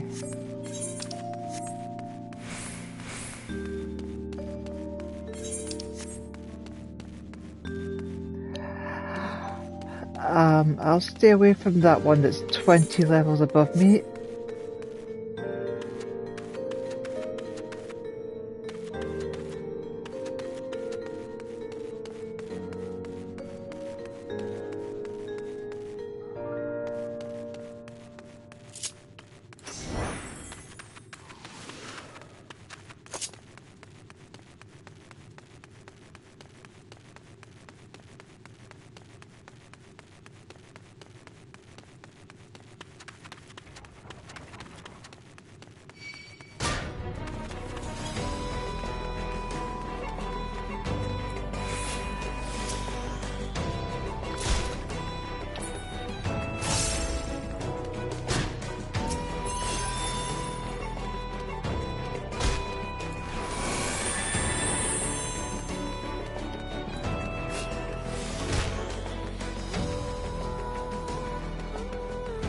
Shoot.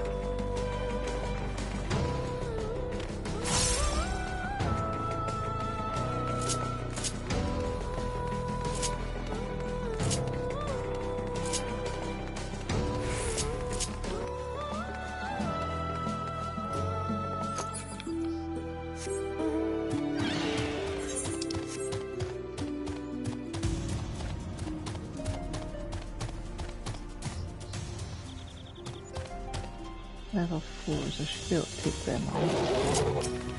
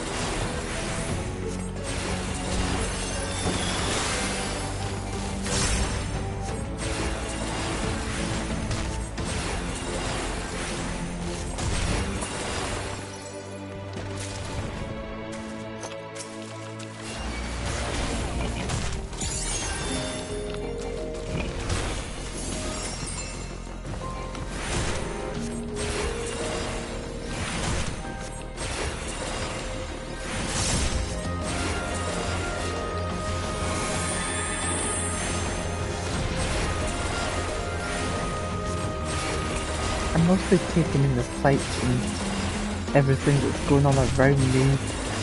It's like there's so much. Like I love this area. It's nice.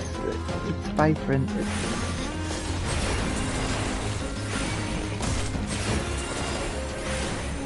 filling my sense of wonder.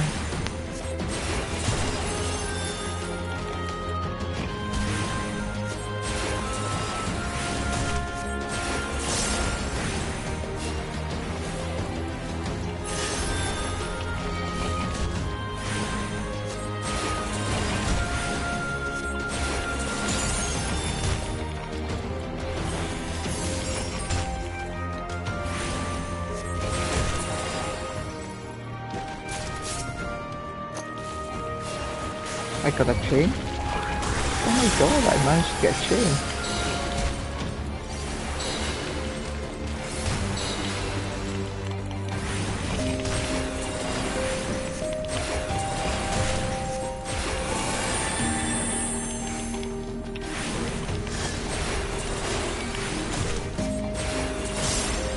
Ah, I see something. That might be what I'm supposed to find.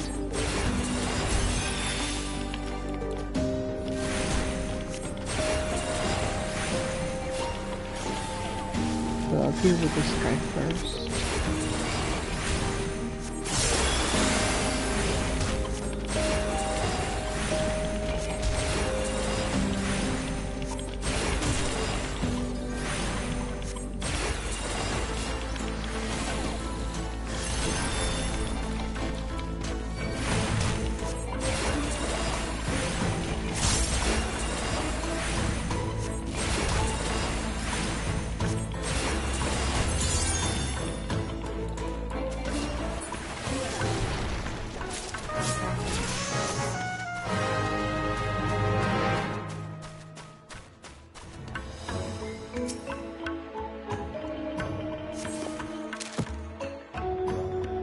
new quests available to undertake. Yay! That was what I needed to do. So, let's see, collection, gold record. The Lost Citadel. This rough-hewn stone fortress looks to have stood for centuries past, its abandonment by the original occupants. Though its vaulted corridors now echo with restless prowling of more monstrous denizens, architecturally the rhomboid motifs and cavernous central dome bear a striking similarity to Amphodori ruins discovered in the Twelfth Wood. The presence of multiple stone guardians also implies some relation to ancient Amphodor.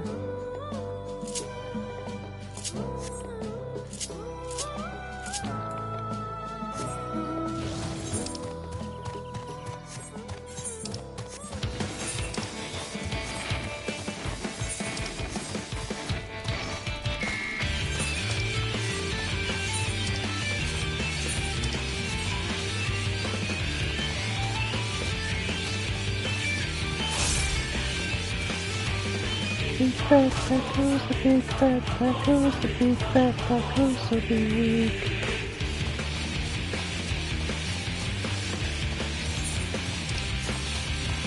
Big fat tacos, the big fat tacos, the big fat tacos so big.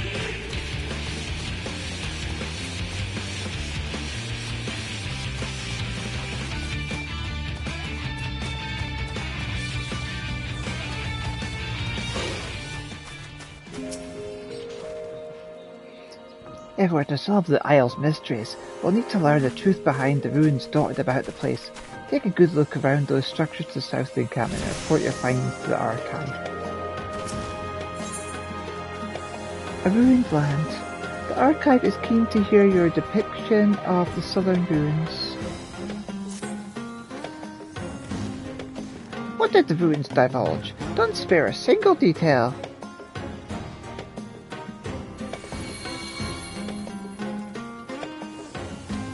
Oh ho ho! My noggin's awash with unlocked knowledge! The structure you explored sounds to me like an Amphodori keep! The mages of Amphodor are famed for having developed white magic with its focus on restorative and purifying arts. It was in the depths of such bastions they honed their arcane craft. But ancient Amphodor was located in the present-day Twelfth Wood. I've never heard tell of their people striking out this far into the Indigo Deep.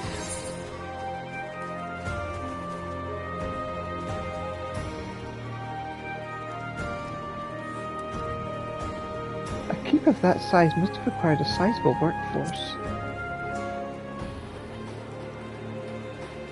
The Amphodori were renowned for their use of life-imbued statues with construction and defense. I dare say the structure you surveyed was built by such stone familiars. I sense I know a great deal more, but alas, the seal prevents me from expounding further. Might you revisit the ruins and retrieve a sample of the stonework? Preferably something imbued with ether. In the heart of the keep there ought to be a ceremonial chamber, where they would have brought their creations to life. A magic chunk of masonry from such a place would surely suffice.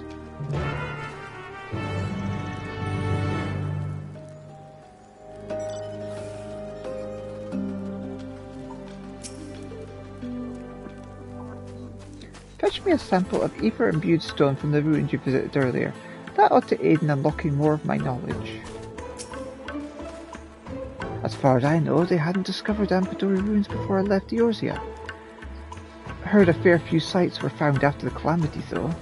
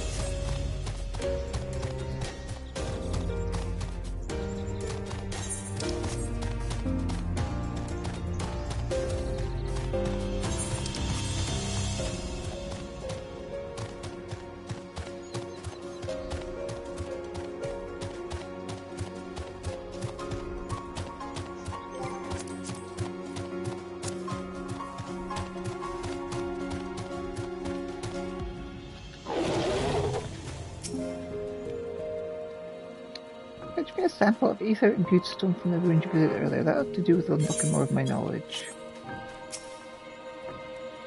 As far as I know, they hadn't discovered amphitheater ruins before I left Eosia. Heard a few sites were found after the calamity, though. A magic piece of masonry found in the lost citadel.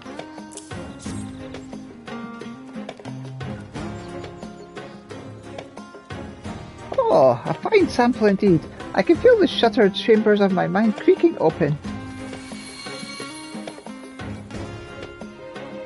In short, it was not the Amphidorii who built those structures.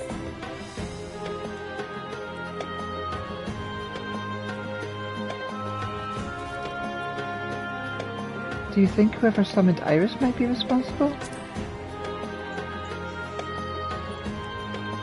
Precisely! The residual magics within the stone are the same I felt emanating from Iris. It was her master that built those ruins. I thought Iris was Nymean. Do you reckon whoever summoned her could also command Amphidorii golems?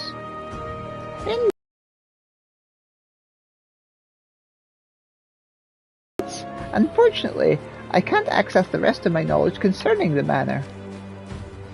I'm afraid that will require more fieldwork on your part, my friend. And considering all we have seen thus far, there are doubtless signs of other civilizations here on the island. See if you can't find the ruins of 3 distinct civilizations out there. That should prove a sufficient sample size.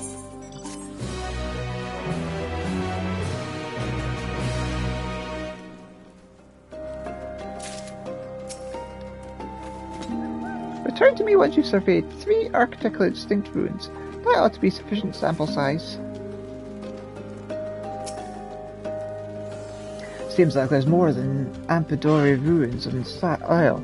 If you come across any other structures on your excursions, be sure to take note of their architectural features. Let's see. It's just after 5 o'clock. I think I'm actually going to stop there for now, but I will level up to rank 4 first.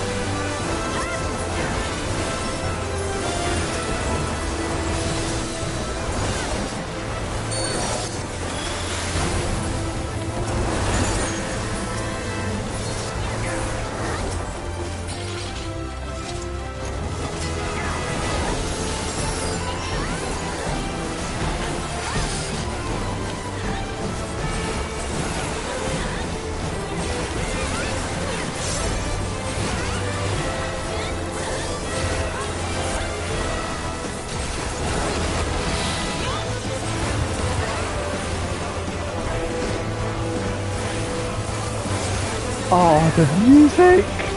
Oh, oh.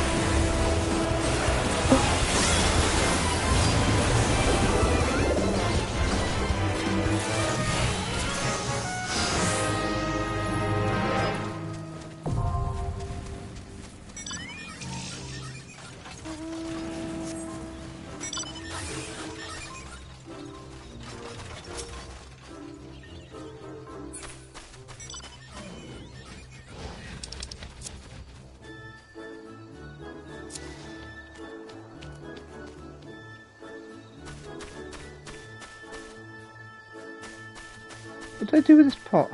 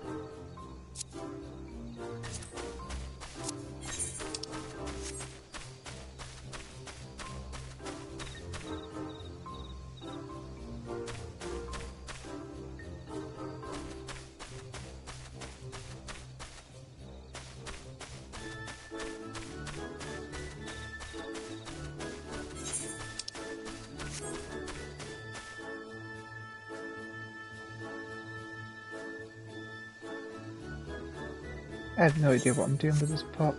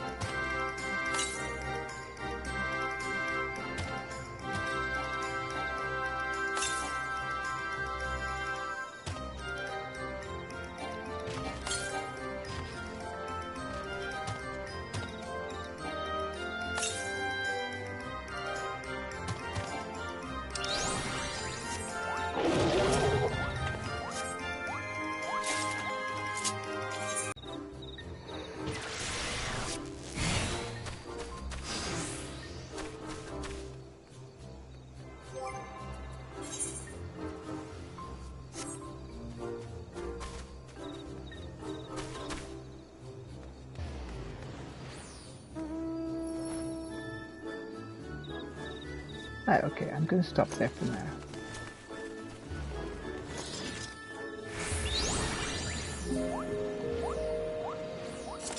Thank you all for watching. I'll probably do more Occult Crescent in the future, and thank you for watching. Hope you enjoyed this little broadcast.